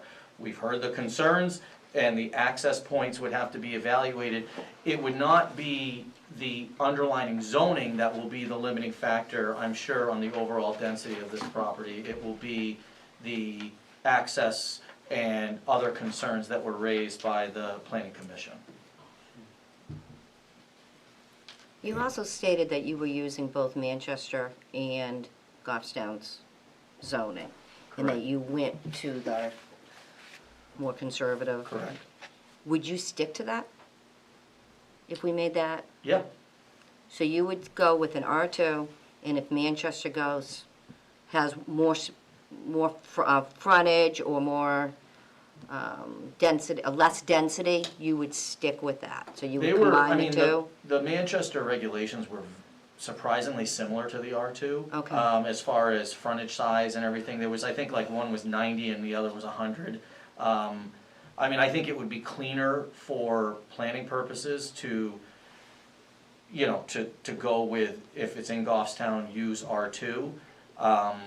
But to make, if you're concerned that all of a sudden there's gonna be triple the density or a lot more density, that it wouldn't be the case. I think It was it's very about minor. giving some peace here, some, you Yep, know, yep. some comfort level, at least for me, Yeah, that I they're mean- not sandwiched in. We wouldn't be Okay. opposed to that. Okay. The, what's the official zoning, of that area for Manchester? I thought I saw that in the R1B. documents. I'm sorry, say again? R1B, Thank you. I thought I saw that somewhere. Oh, it's 1A, actually. Oh, I'm is it sorry, 1A? I misspoke. It is R1A. Sorry about that. Do you remember? Yeah. Okay. I don't know if You it's had really a gonna question, apply much, Jason, but or- What was that? I don't think it's gonna apply a lot. Well, because it's pretty dense. You know, Okay. I just think too, without getting deeply into the weeds, probably the limiting factor on the number of lots here is going to be provision of water and utilities more than anything else, and looking at our table of dimensional regulations that, Yep, I mean, and that would change. This assumption this concept is based on the assumption of access potentially to water and sewer. The abutters that spoke that mentioned that there's no sewer in the Manchester side, they are correct about that. There is sewer on Riverview Park, with access. There's also, it would be a longer run of sewer to do that. I mean, you have the grade to do it, for gravity, but it's an option. And so I think, these lots would get, a little bit larger per, I don't remember the exact off the top of my head, but I know that if it was, 12,000 square foot lots, they had to go to like 22 or something like that. So if anything, the amount of lot size would get larger if we opted to just use, the public water in Manchester and not the sewer. So we were gonna, again, we'd evaluate those options. This is certainly a more aggressive version of kind of maximizing having all the options, and did not factor in a lot of the concerns, because again, at conceptual level, we can only do so much. understood. Anything more from the board? Yep, I thank you, gentlemen. I saw a hand in the back before. I saw a hand in the back before you closed the public. There was there a hand raised in the back before I closed the public hearing? On the side. On the side there, come on up, please. You can step back. Don't get up, no, I'm not gonna be long. That's Trust okay. me. That's okay. It's easier for Matter of Mike. fact, it's you guys I wanted to ask the question. No, you've got to address Okay, your I'll comments ask you, to the you ask board. them. Nice try, ask the board. Susan Lamontagne, 454 Joseph Street Extension, and I'm also a Goffstown landowner, Lot 2, Map 13, off of Shirley Hill Road. My question was, the owner of the property in question lives in Goffstown, or it's Goffstown land. The owner is Goffstown. The property is in Goffstown. How did Phillip Street and Joseph Street Extension get involved in this to begin with, if it's Goffstown property? And they have access on Goffstown. Why are we here? I'll answer that for you. Why are we Those here? Those streets dead end. Those streets dead end at the property line, as it is. They're the only access to that portion of the property. And you're here because the property is in Goffstown and they're asking for permission, for the variance. But I have bought property that's owned by Public Service of New Hampshire, or Eversource now. I don't abut this property in question. So basically my question was, if this is a Goffstown thing, why are we involved in it? What made you, oh, I can't talk to you, sorry. What made them, Talk to me. what made them look at, oh, Phillip Street, oh, Joseph Street Extension, oh, look, they go right towards Goffstown? That's my question. Those streets have been there for Forever, 40 and I've been there years. since '85. Could I add to that, Mr. Chair? Or at least try to assist? We'll allow the applicant's representative. Just to answer. respond, I'm really talking to you, but I'm not. No, you're talking to me. Talk to me and it bounces. I'll listen. So, when we started looking at this property for the landowner, we evaluated, obviously, the initial options, and we always start with access. So, I'm not saying it's right or wrong, but however, for whatever reason, Joseph Street Extension and Phillip Street were intentionally extended to this parcel of land when it was originally subdivided. It's been that way from day one since that property. So it was always intended that those streets could have been extended into the town of Goffstown, or at least providing an access point. We're not creating the access points on either one of those roads. The right-of-way is extended to the property intentionally. And so, now that's not to say that all these concerns that they brought up aren't still valid and that have to be looked at and addressed. But we are not creating this situation. These two access points were master planned through the city of Manchester in their permitting process to have these access points here. So we're just exercising our right to potentially look at those as access points. Not to say that it's gonna happen that way, we can look at all the other options.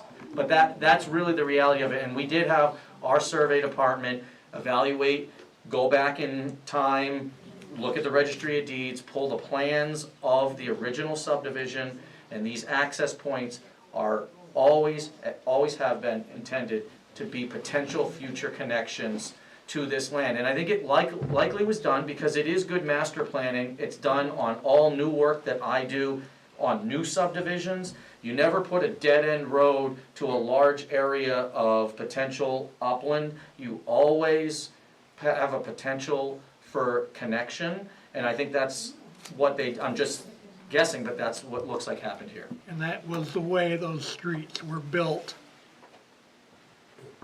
at that point. That's correct. Even though you have a hard municipal boundary at the end. Understood. I hope that answers your question. No, it doesn't, because then you're saying they're paper streets. No, they're a street that ends at the municipal boundary. All right. I'm gonna ask you, I see one more hand in the back, and I'll, Excuse me, Mr. Chairman, I'd like to add a couple of things. come up, you need to come on up and, Mike King, how can they cross over an access road? How is that legal?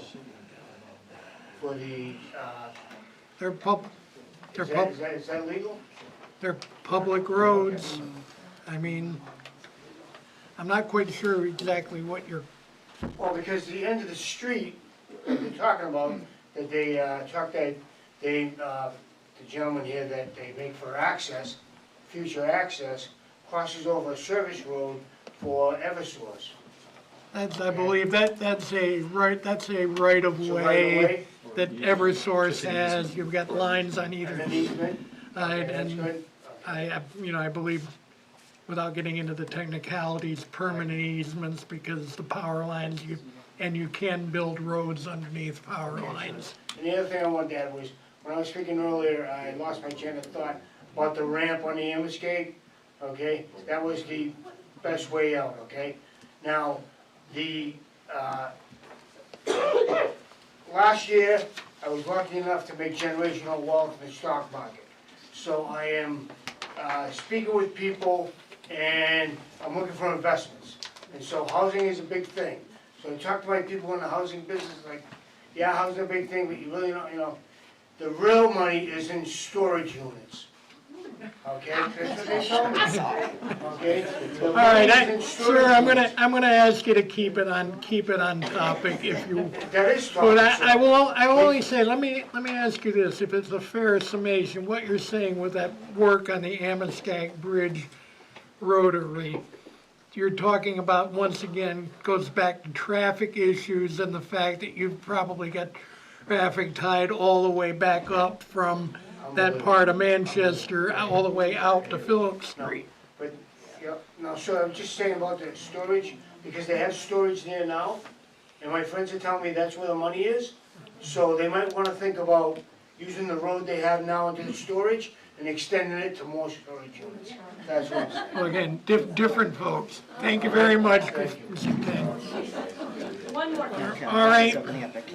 Tell you what, I'm gonna set, I'm looking at the clock, it's 10 of, I'll take a few more questions, and we're gonna set a 9 o'clock cutoff on this, if everybody's had their, sir, you in the front, had your hand up. Just real quick, what is the long-term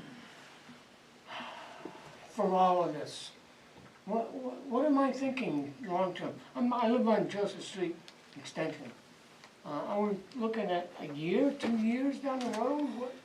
I haven't heard anybody talk about that at all. The development process can take a very long time on something of this scale. I don't think anybody could give you a hard timeline at this point. Okay, well, okay. Is that fair, gentlemen, to say? All right. In the West? Len, can I address the crowd? Can I Yeah, please. Yeah. Quiet down. Please, keep the conversations down, please. I'd like to comment to the audience here. They're in front of us for a variance to go from what's permitted by right, industrial use. So they would not be here if they wanted to do this concept of the contractor bay. They still would have planning board issues going through your neighborhood doing that part of the development. They're asking us tonight to do this, the residential variance, because residential's not permitted in the industrial zone. Based on this layout, pretty much is what they're asking us to approve for residential. That's why I wanted to know how many residential would be going through your homes. So that's the question that we have to answer. And we've heard you, and Mr. Chair, if I could just add one quick Yes. point. I just want to, again, be very clear, because I agree with everything on your summation, except for one item, is that we're not, you as a board are not agreeing how many homes are gonna go through the city of Manchester. I showed a concept, if we evaluate that we can come in any of the 5 other access suggestions that they made, then we may put 40 homes coming through Riverview Park Drive. So with zero connection to the city of Manchester. So I think it's important that they understand that you potentially approving a residential use in this industrial zone does not by any means guarantee a connection to their roads or a certain density through their roads. Because all of that would have to be evaluated at that planning level. So I just want to clarify that one point. I think that's fair. So while I do agree with that, I guess my issue is, just like you said, you have to have, like, you can only fit so many people in a density, right? So you're asking them to be able to show that they wouldn't be condensing people too much? Is that what you're asking them Well- to do, to show? What we're asking them would be to approve that their plan be based on Goffstown's R2 zoning and lot sizes based on the zoning code for that, which requires, again, getting ahead of it, the lot size depends on whether you've got water and sewer, Yeah. or one or the other, Were you and that asking them to prove what their lot sizes would be before you would approve? No, because that That's- that would depend on the availability of utilities, and once again, cart before the horse, that's planning board issue. So then That's is not a access zoning points issue. also, like the access points is also Planning. a planning board Planning. thing? Because he says access points, but then he uses one access point. I guess I would just be more comfortable if there were other plans set up for this. And I've already heard this gentleman say that they've looked at other options, but they're more difficult, uphill battle, might not happen for years. That, I don't know why that's falling But on again, I believe, Mr. McGuire, my apologies, also said that there were other approach options But they said available also that on they the weren't going to property. take them because they were more difficult. You said. I believe that was that one. It would be more difficult, right? So would you rather go All right, to our let's streets? not get Sorry. going back and forth. I forget that you can't. No. Yeah. So, so we can, Please keep it down in the back, thank you. when it comes to access points, I do not believe that they have the appropriate amount of access points. At least not shown. We're in not here to anything. determine that, we're here to determine one thing. If we're gonna we're gonna allow them to do residential. That's don't you have all we access do, points no, for we do not, So that is what- not our job, that is the planning board's job. All we're here for is to determine if we're gonna allow an industrial lot to be able to have residential on it. That's all we're here for tonight. That's I know, our I know, decision, I know. everything else goes to planning, I get what you mean, okay, if we approve. If you, yes. Yes. Of course. Okay. So my issue is just the access point part. All right, thank you. All right, with that, Do they have final comments after all that? I'll offer you, No, I think everything that needs to be said has been said. I think so. all right, with that, I'll close, shall we close? Yes, please. With that, I am going to close the public hearing. The board is going to take a 5-minute stretch and water and bathroom break, and then we're going to come back and deliberate. Public hearing is closed. Thank you very much.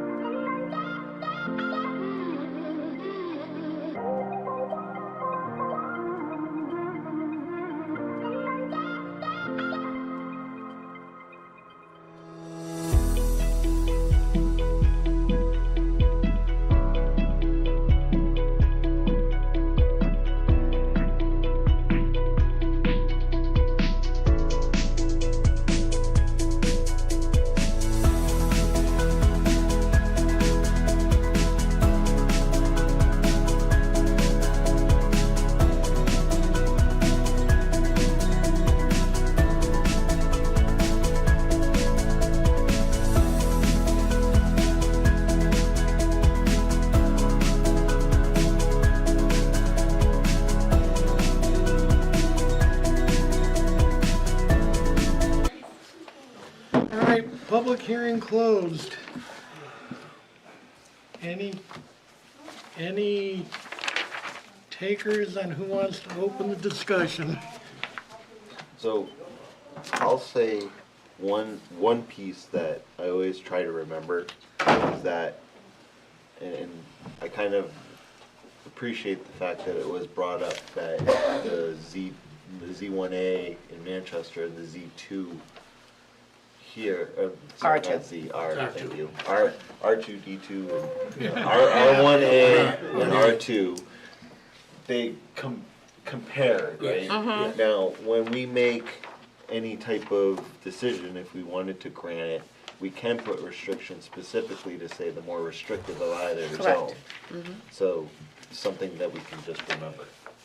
Well, That was the note I took. That was, I would only say, I don't even know that we would have to do that, because the access being one thing, but the development being entirely within Goffstown, it just needs to follow RR2 zoning. I don't see where there needs Well, to be I any think that- reference to the Manchester although, zoning. the only reason I bring that up is I think that, you know, when you're looking at the area, right, safety and access and all of that stuff, while the purview of the planning board, some of those issues can become our issues too as we make decisions on this stuff. So if we make some restrictions for something that's more restrictive, I don't necessarily think that's unfair to the populace of that space. That, I guess that was the point that I was trying to make. Kind of Okay. working with everybody, that's kind of, you know, the best outcome is that everybody gets peace. I went there today, and as the guy was, Mr. McGuire was saying, those roads are developed, and they stop exactly like he says they were meant to extend. You know, just the way the whole development is built, I went right around there, went around back and stuff like that. So that was correct when he did say that, you know, Well, I believe at, what is it, Phillip Street Extension, there's a gate at the end of Yes, that, which looks Joseph, like there's a that's for gate at- access to the Yeah. Eversource Yeah. right of way. Yeah, yeah. That was on the Joseph side, there was a gate over there. So, Mr. Chair, I like to go down the criteria. Yes. So the first, the variance is not contrary to the public interest. Explanation is the proposed use must not conflict with the explicit or implicit purpose of the ordinance and must not alter the essential character of the neighborhood, threaten public health, safety, or welfare, or otherwise injure public rights. And then there's a second one that they're interrelated. The spirit of the ordinance is observed. As in the public's interest to uphold the spirit of the ordinance, these two criteria are related. So, we're in the industrial zone. They want to do something that is not permitted in the residential. The spirit of the ordinance is to have industrial. I don't think that this variance satisfies that criteria, those two up front. Okay, can I comment while we go along? Okay, so I disagree with you on this, okay?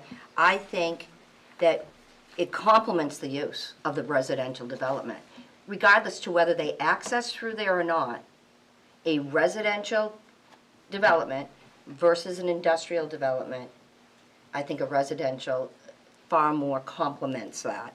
And then the residential neighborhood going, you know, you're going through that. Industrial trucks going through that is not gonna be, industrial is pretty high commercial. Yeah. It's not light commercial. And And then I hear you, think it right. encourages the appropriate use of the land. That's my feeling. It's that location of that commercial, that industrial lot. Trust me, I don't like giving up any of our commercial or industrial land. I fight all the time for it.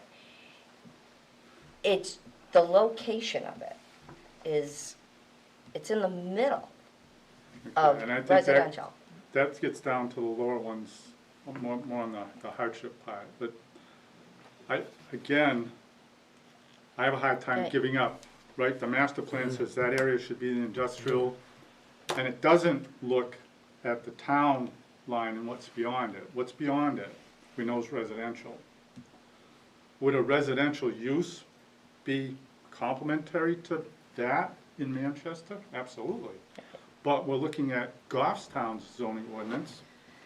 As it is, it ends at the town line saying, what city line? Well, industrial. And they, by right, they could build what they proposed. They wouldn't be here.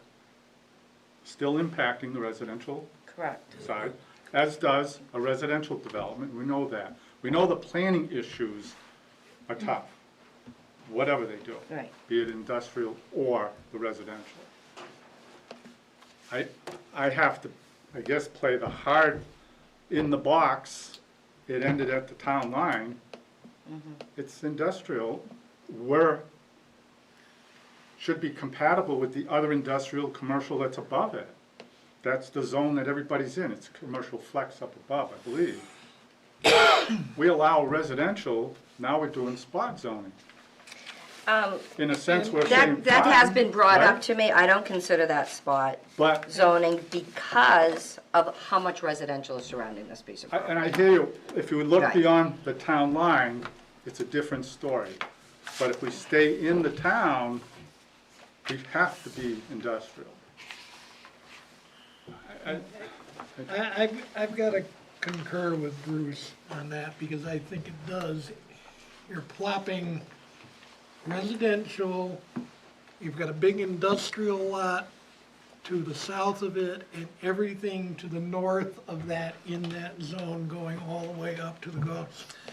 Back road is either commercial industrial flex or straight industrial. My recollection is when we gave a variance for the sports dome some years ago, that was a straight industrial area up along the back road there. Yes. So, I mean, you're basically talking, yeah, there's some peripheral, there's a tiny portion of it that touches agricultural,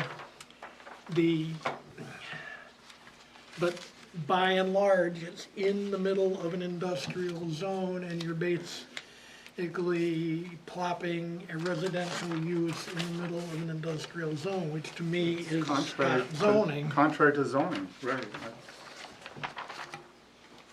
I mean, I also have given some thought to this. I also don't think in terms of, achieving the objectives of the master plan, if you want to call it that, which I promote timely, orderly, and beneficial, this kind of spot zoning does that, particularly in the fact that it creates an additional burden on municipal services. If you I read don't this- think you should be talking about that because they pay dearly. They pay a lot of fees to the town, so when you start putting finances in, I don't think that's right, No, this personally. is something that we are able to consider under the Finances? ordinance. No, burden on municipal services, because if you look at the backup materials we got from the DPW, you're talking about lengthening plow routes. You're going to have to go 1.5 miles out of town to get to this subdivision to service it. 1.5 miles back, you're going to be significantly lengthening plow routes, trash pickup routes, with no, not even bringing in the school kid and the Right. school bus aspect of it. But it's not an unheard of thing in this town. We have have other other spots developments that like that, Yeah. and probably, and I didn't look, vice versa, things that there is one, matter of fact, we were going through it, that Manchester comes through Goffstown to get to a Manchester There's resident. a subdivision Bedford down- has them. There are subdivision some. down on the end of Rockland Avenue, Yeah. Violet Street, where you have to go outside. But again, should we be creating a new one? Because by and large, what we're looking at is servicing areas that were in existence probably long before zoning. So, I'm just, on that basis, I'm just not comfortable with saying that, it doesn't go with the spirit of the ordinance. I guess I'm looking at it, if we want to continue down the criteria, because I also have that filled out. I mean, obviously, we have different views, which is fair, that's why we're here. I love having different views. Just not mine. Well, this time I don't. I mean, but, so let's stick strictly to the criteria of putting this as residential versus industrial. So, and I interrupted you in the middle because I wanted to just give you my views as we were going. Okay, so going down to the values of surrounding properties are not diminished. Typically, if it was residential and they're going through the town part, a new residential is not gonna impact the old one, it'll benefit typically. But it does impact if they don't do the corrections that the planning boards are probably gonna ask them to do for street access Right. and.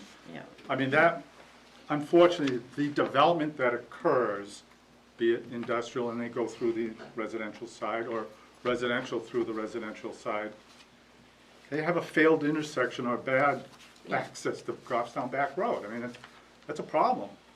But they do have their legal access off of the Riverview Park Road, but it's a mountain, you know, I mean. But can we consider, I guess we keep considering the access. And I don't know That's if that's in our, is it? Because we're not guaranteed, we're not certain they're using this. True. We're not certain they're gonna get 34 houses. I mean, it's really not, to me, in our purview. Well, let's look at it this way. Say they didn't come in with those 2 points. They came in, we want to have a residential use by variance. Oh, you have frontage off of Riverview Park? Yeah, go ahead, do it. Then they come in to the planning board and they say, oh, we're going to access through Joseph Street and Phillips Street. See, they didn't review that way. Look at the impact that it's going through Well, there. But again, the planning board stuff. But that's not on our purview, on what is gonna be impacted, except for this piece of property being industrial, Or changing it to residential. residential. By variance. Because you could turn around and say, well, what would industrial do to that property? It's not, know. I don't believe that's in our purview. I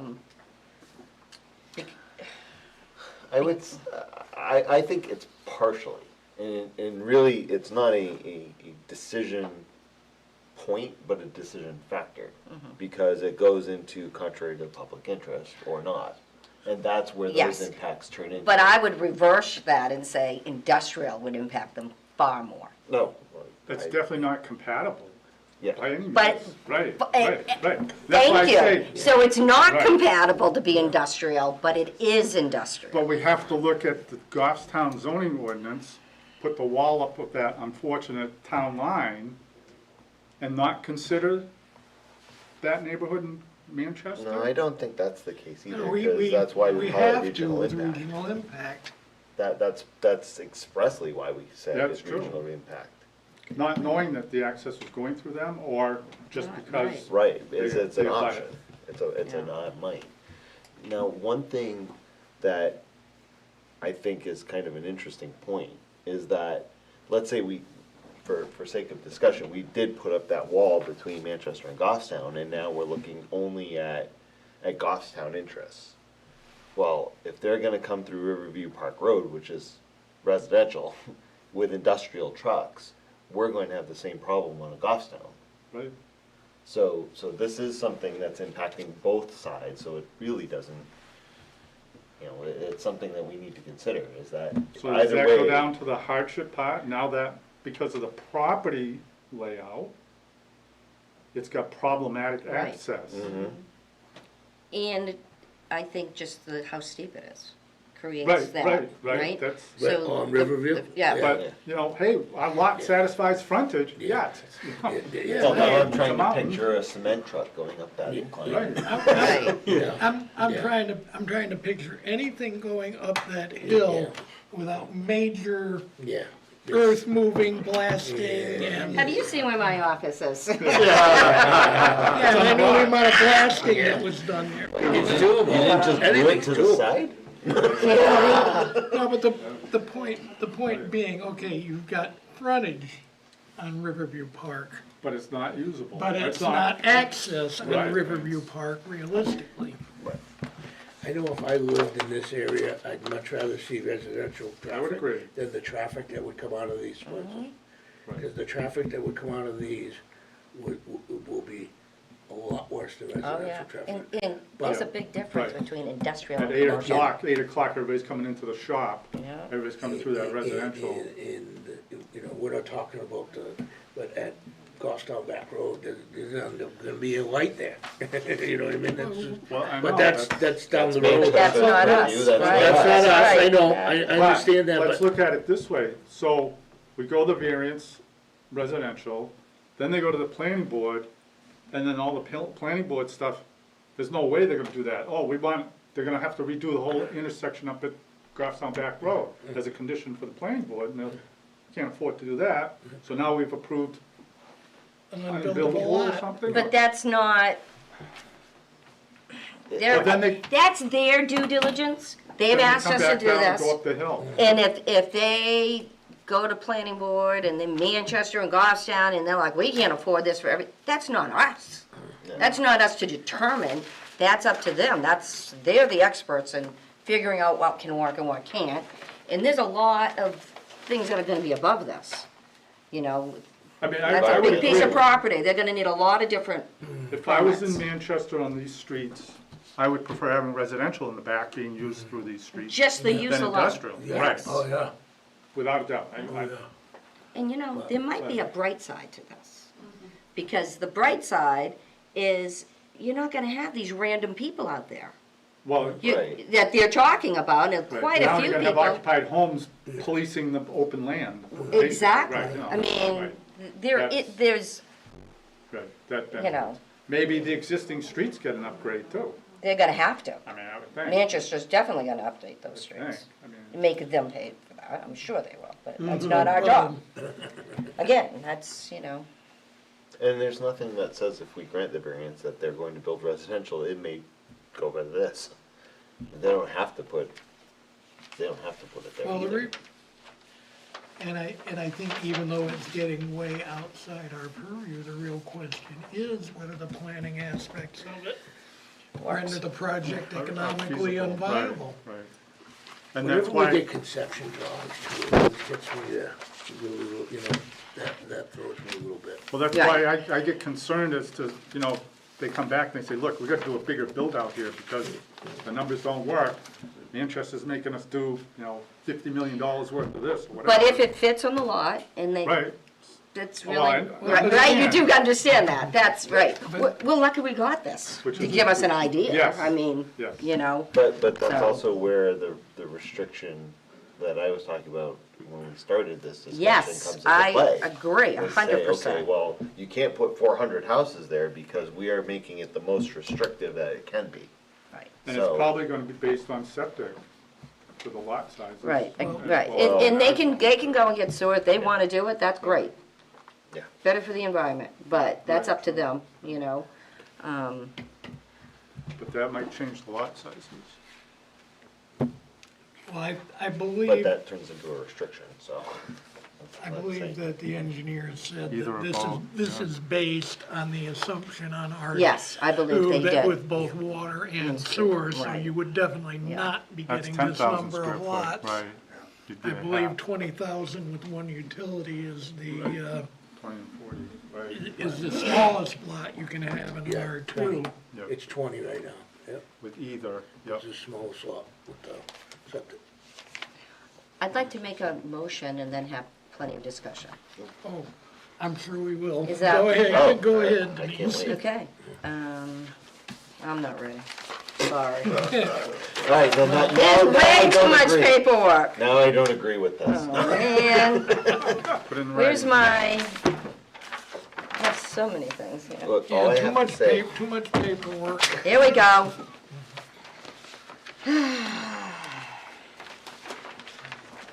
I motion to approve, let's see here. The Dubay Group, Inc., applicant and Allard Revocable Trust, in care of Karen Allard, trustee owners. I just gotta swing by here. A variance to subdivide a property for the purposes of a residential use, single-family homes within the industrial zone, which is not permitted per section 3.11. In that motion, I will like to put in a restriction that it's gonna be an R2 zone. And also based on the R1A zone in Manchester and using the one that is the more restrictive.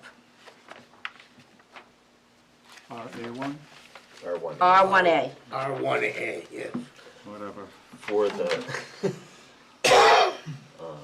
And I'm going by the R1A based on what they told us that the Joseph Street developments or houses are in.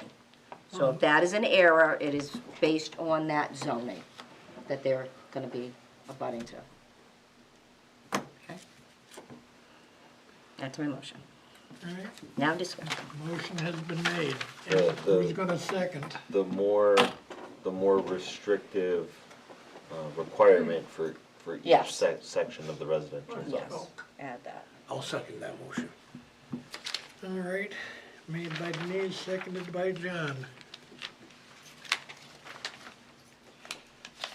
And if you want, do you want me to read through the criteria? Want to do that, want me to do yeah, my let's- feelings on that? Not contrary to the public interest, and I'm strictly sticking with the complementary use, thinking of a residential lot versus two residential communities abutting each other. The spirit of the ordinance, again, the same thing, it's the residential use.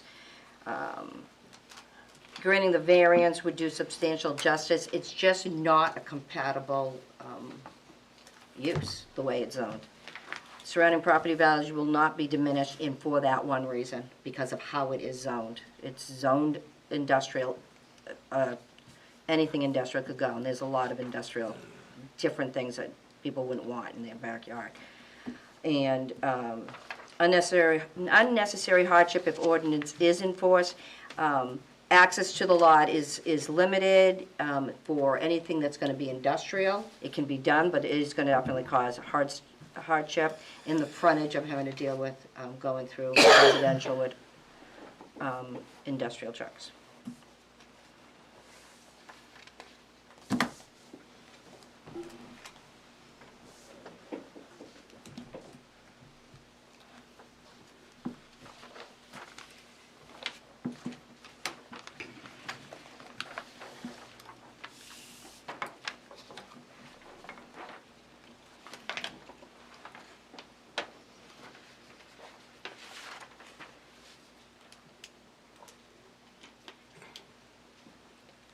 I went through this whole thing.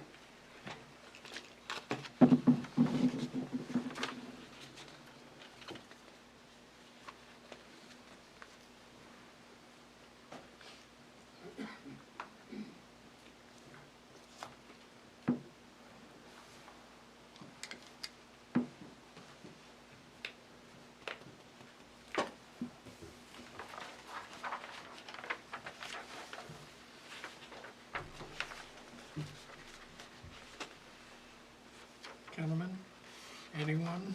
I don't have any discussion points to add. I go back to my spot zoning argument. I feel, we are dropping something that creates a burden on municipal services in the middle of an industrial zone. I just don't feel that, I just wonder if we would be having we wouldn't be having the same kind of a discussion if there weren't the access issue. That's really what it boils down to here, and I think I agree with Jay. We have to consider the access as a factor in what we're doing. I don't see, there's that whole thing about special conditions of the property. This is an industrial parcel in an industrial zone. There's nothing that distinguishes it from any other industrial parcel in that zone. We could extend, what would you do if you extended that same variance to, let's say the parcel down here in the corner or the CIFZ above? I don't like it because of the spot zoning and also, as I say, the distance traveled to provide various municipal service. is that was one of the reasons I initially asked for feedback from the town departments on this, was to find out just what it was. Yeah, we have other isolated neighborhoods that we service, but we haven't created them out of whole cloth. I just don't think it fits. Again, we're going for a use variance. Is there any other reasonable use? Why is the industrial use unreasonable? So that it's so unreasonable, we have to have a residential use variance. Not looking at access issues or whatever. We want to do something that's not permitted in the industrial zone. I think, my opinion is the main reason is then the access points, 100% of those two roads. That would become a planning board issue and then probably. No, I think that's an issue for me, because now, that's my, personally, Yep, my reason of saying you've got a residential development with a residential development. Like Right now, polite, like it's industrial. Yep, yep. No, that's- But again, they're asking, the use is industrial, they can do the industrial access through, it's not good planning, going through the residential. Why do they need to get a variance? The use, it's a permitted use of industrial. They've shown a concept that does work for industrial. Yeah, it goes through a residential, it's not good planning. That, it doesn't, they're not boxed into, we can't do industrial, we need another use. Right. I would That's just stick what to I'm the saying. criteria how I interpret it. And I understand. Right. I would like to I'd have interpret seen it it, differently. if the town had zoned it residential, we wouldn't even be here, because it Right. makes a nice match for the residential property that adjoins it in Manchester. No doubt. You But can I go back think to we the have to founding ask. fathers. Right, we have to. Whoever made these maps. And that may have been at some point, as was pointed out, the way those roads were designed for perhaps eventual extension into the Was it, adjoining when was property. it That might have been the thought back in the, I think the last rezoning I saw on that property was in the 70s or 80s. That might have been the thought back then, that eventually it would be. Right, because zoning came in 62? 61, but yeah. So that Manchester was like, oh, it's gonna be residential just like we are. Right. Right. So they planned for it. So we dubbed that place. They planned for it, industrial. we didn't, so, Yeah. you know, now we're trying to untangle it. Those 60s and 70s, those were some wild times. Yeah, tell me about it. We're still cleaning up their Yeah, for those messes. of us who were there, so. Yeah, well, Still paying for it. there were only a couple years there that I was aware of. Rub it in, Jason. Well, High school is great. So we have a motion and a second. yeah. All right, Yeah, call the vote. let me go around. Any further discussion? Bruce? No. Jason? Nothing I'm all from me? set. Good. All right, are we prepared for a vote? I think so. All right, all in favor of Denise's motion? Aye. Aye. Opposed? Aye, nay, Nay. whatever. All right, motion carries 3-2. Okay. So we're screwed. Well, Thank you for nothing. Yeah, I guess we should have hired her. You don't have to live down there, do you? We still have the planning board. We can Maybe go you fight guys it. will That's build a correct. home You down can. there. planning board is your next visit. Yeah. Yeah. It doesn't end here. And one of the abutters that was here, they did get some information on how they can find out when it goes on the planning board, because unless you're a direct butter, you don't get notified. So I explained to him where to go and who to speak to at the town, so that you would Put up know. barriers at each end of our streets. We'd have to talk to Manchester about that. That's not our It's on program. this streets division, Can't do that. streets department. Very good. Okay, I think is, Okay, we oh, we have still have. one more item of business here. Mr. Leach, come on up. We gotta approve the minutes. Oh, yeah, and the minutes too. You have the, actually, I've got one other Pardon? You question don't have your too. name on your card, do you? Oh, my car's gonna be keyed. I came early and should have saw my car. Now that the the election's been completed, we have to have a vote for chair and everything now too, right? Yeah, that's on the agenda too. Right. But Was let's that on the deal agenda? with Mr. Leach first. Yes. No, I think we should make him wait. And tell us a little bit about yourself and why you want to join this merry fun. band. Sure. My name's Chris Leach. We bought our house in 2019. Lived in Manchester before that, not in that neighborhood. We'll pretend we didn't hear that. Yeah. I'm in sales. I sell capital equipment to businesses, packaging equipment.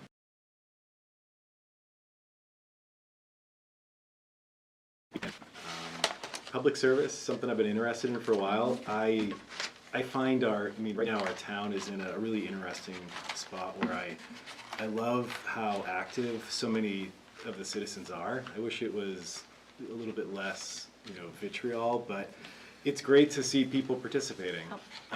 But on the other hand, it's intimidating to want to get into public service, seeing, how crazy it is. I don't think this meeting was a good representation of what it typically is, No. from what I understand. I haven't seen one like this for a couple of years. Not at all. Not at all. This seems like a great way to dip my feet into public service without, having to go all in. And my community of friends that live here are involved. My wife's on the library board as a alternate. We have friends that are on the school board, on the budget committee, select board. So it's been around me, and I really love what they do. I think it's great to participate like this in our town. So this felt like a good first step. So I ask everybody this question. So sometimes you have to vote for something that you would rather not, okay? Like, I'll give you a good example, is me. I am probably on this board the most protective of our commercial and industrial properties because we're very limited. So I don't like giving those up, but if I feel that they meet the criteria, then I have to. Now, you may not believe that I'm like that with the way I was today, but I did a lot of studying and really went through that, and that was my opinion. And obviously, we have different opinions. Bruce works just as hard as I work, and it's tough. And you have to be willing to really be able to vote for something, even if you don't like what you're doing. It's sometimes tough, but you walk out of here and you feel at least good saying, I know I did the right thing. I may not agree with it, but I followed the rules, which you will learn. Yeah. Or to boil what Denise said down to fewer words, you can't really vote on emotion, like I think he's a really nice guy. You can't really vote on, I don't like this thing on its face. You've really just got to look at your regulations, and like I say, sometimes it's almost, you don't like it, but you gotta hold your nose and vote for it because it's the right thing to do under the law, so that's all we ask people. If you think of ZBAs, they've been described as a quasi-judicial board. Think of your role as kind of like a juror. You're looking at the evidence in front of you and making a decision based just strictly off the evidence. Mm-hmm. And with that, any questions, other questions from other members of the board?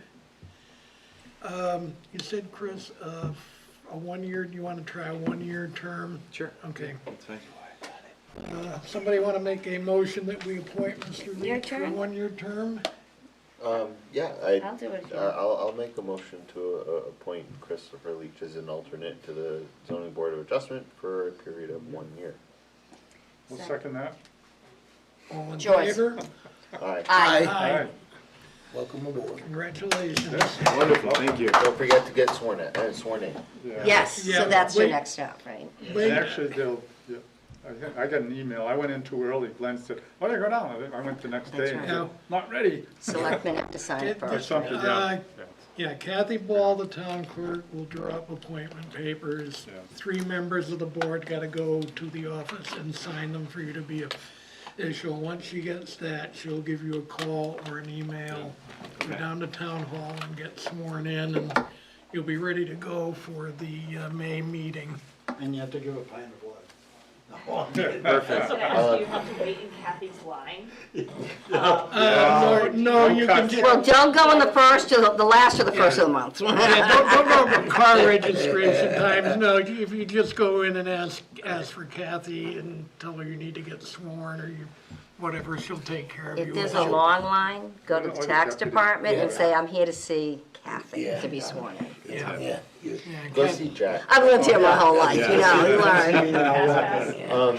And I will try to get Patty to assemble for both of you before the next meeting, a package of stuff, the ZBA manual, the current zoning ordinance, Jack got us these new copies of the state laws. State law, state land use regulations, a little heavy reading, you don't have to complete it by the May meeting, but.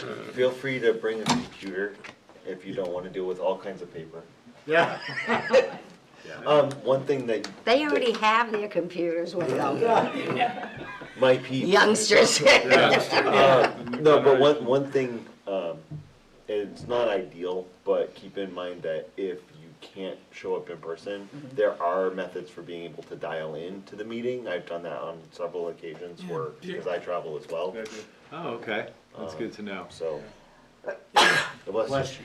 That's the squawk box right there. Always pairs. And as I think I told both of you in general, you get full participation in the meeting. You're able to ask questions, participate in the discussions. The only thing you don't do is vote unless you're appointed to vote because one of the elected members is there. But otherwise, you're a full participant in everything the board does, so. We look forward to having you on board. It's actually been, I've been on this board about 17 or 18 years, and I don't think we've had two alternates at the same time. When I first joined. More than a year or two. Yeah. So out of In the past so it's 6 a months, pleasure we to haven't have had you it both in on the board. last 3 weeks, thank you. so. And Before they the become only well thing we members. ask is that you communicate if you're not gonna be at a meeting, because you may think, oh, I'm an alternate, it's no big deal. Oh, it's a big deal if he's out and I'm out. You know, so then, you know, it's, It's Yeah. not full quorum.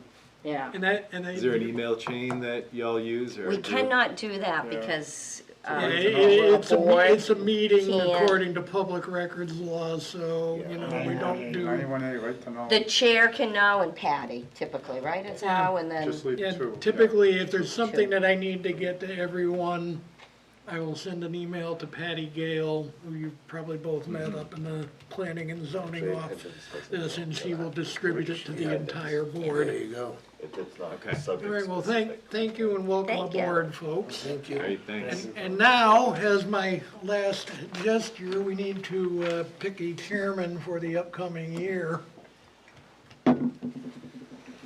I am about to nominate the woman to my left here. I'm about to second that nomination. I have one comment on this. Wait, hold on. Can we hold, I am. Can we hold it? Can he stay chair for two more meetings? Because I will be gone. I am not gonna be here in the May or June, I just looked at my schedule. And I'm always here, I'm not. Can you Well- hold off in two well, more? The other piece of that is that the vice chair that we elect could step in for that role too. Yes. So, And I thought the same thing, but the vice chair will never have, like, done it. You know, That's true. not being a vice chair previously. Your choice. I'm asking 2 more months. I'll take it for 2 more months, out of the Thank you. goodness of. June's usually slow. I don't Out of have the a goodness problem of my You don't have a heart, problem, whatever that thank is. you. Then I will accept it in those conditions. All right. We have a motion and a second for Denise Langley for chairwoman. All in favor? Aye. I thank you. Opposed? I think, or not. Oh, I forgot. Congratulations. It's a 1-year term. I forgot. No way. Now, sometimes you may have to make a decision that you don't want to. Gone by Yes, leave your emotions at home. All Hey, right, I've only walked out of here one time upset. all I right. had to go for a walk when I got home. One last item of Vice chair. business. You're vice Let chair. us approve the minutes from the Now we have last to do meeting. vice All chair, don't we? I was thinking of that. right, I motion Jason as my vice chair. second. Alright, so I'm gonna make one comment. My wife will probably kill me. Other than That's that. your problem. Gee, thanks, Lynn. So you get to see the other side of us. I've done this for We'll 2 have two years, alternates to Jason. fill in on June, you'll be dead. Yes, Alex. Absolutely. Oh, man. I'll be here to help, Jason. Oh, don't thank you, worry. We have a motion, and who seconded? Oh, nobody. You did. Oh, that's right, I Yeah, did. you did. Uh-oh, All in wait a minute. favor? Aye. Congratulations, Jason. Moving on up. Will you be able to be back? Wonder how is that gonna- All right, one last bit of business. Bruce has the minutes Oh, from the. yes. Good thing we have Bruce. Couple of corrections or Yes. whatever. So, I'm not sure in the body of what she's doing here, it's got approval of minutes, ZBA meeting of, comma, does she put in February 11th, 2025? I'm not sure if she forgot or That was it's kind probably of going just a through. typo in Yeah. the template. Or just delete it, whatever, and then there's just 2 typos on page 3. John's misspelled, Jonh. And then John Burt stated he would have electrify, Yeah, I saw that. it's electricity, whatever, just whatever. But Why don't you just mark them up, give them to Jason? I don't read it. John doing that too. that way, whatever, You can forward these to Patty then. whatever. Thank you. Motion to accept the As minutes. corrected or noted, Yeah, motion to accept the minutes as corrected. yes, second. All in favor? Aye. I'll abstain. And I'd like to give the board an update on the open space ordinance Oh, rewrite. love it. Okay. We've had 2 meetings, and our next meeting's April 15th, and we've been looking at about 15 different towns, and we've managed to break out a lot of elements that are open space development for the parent lot, and then all the individual lots inside, so. Nice. A lot of work, there's about 7 or 8 of us. Oh, good. We're chugging right along. 'Cause we got a What's your deadline goal? to have a rewrite for September, I For believe it September, was. okay. Yeah. Nice. Good. Jack, there's a correspondence folder that Patty always yells at. Oh, me yeah, about. she yells at me too. I have 2 pieces that I'd like to Okay. quickly throw Okay. in. One, just, I mentioned it in passing, but for, the next time we have like large groups, I think it would probably be prudent to have a sign-in list for people who want to speak.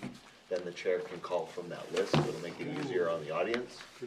Yeah. Yeah, yeah, rather than having to pop up and try and spy They people were in the double back dippers. row. And then the other thing, in terms of board operation, I think it would be nice if we collectively asked the select board or whoever would be the appropriate venue for the request to look into doing something like Zoom, which is a little bit more modern and allows people to actually see what's going on in the room when they're talking. Think you'd have to start with Derek on that? Yeah. Yeah. Well, But as a board, I think if we could make that But they recommendation. could watch GTV, right? It's difficult with the lag. Oh. If you're talking on the phone, sometimes the GTV is behind by a 3 or few 4 seconds. It is, Yeah, it's it about is. 5. When I was out in Yeah, it's Michigan, about 5 it was, seconds, yeah. it was kind of I was delayed. reading but- it, I was reading yours. Yeah, you're watching I mine. do Yeah, know, yeah, yeah. I do know that we have capabilities in this room. If you remember during the depths of COVID, we were doing Yeah. meetings Yeah. on the giant screen. Yeah. So, you know, we have the Wi-Fi and we have the capability of doing Yeah, we used a to Zoom do it meeting there in here. with the projector. And I mean, I'm happy to volunteer, you know, if you wanna let Okay. them know. I have some experience in this, so. Right. Cool. happy to My help. recommendation is talk to Derek. And he'll point you in the right direction. So Wouldn't Derek be the one? Derek I would be the think one. so, but I wanted to make sure that it was a board request and not just a Jason request. Yes. Well, let's Because I vote think on it that's then. appropriate. Make a Then motion. I would make a motion that we request from the town administrator to look into, or whoever is appropriate, look into using modern conference tools in order to operate some of these meetings. I'll second that. Yeah, because we have had, I can think we've had, what, 2 call-ins within the last year, and it's been But I think it's difficult easier to for you. manage. Yeah, well, and knowing that, You that our new travel, alternate right. travels. That Oh, would that certainly means be I have to useful. be here when I'm gone? Oh, yeah. No vacation.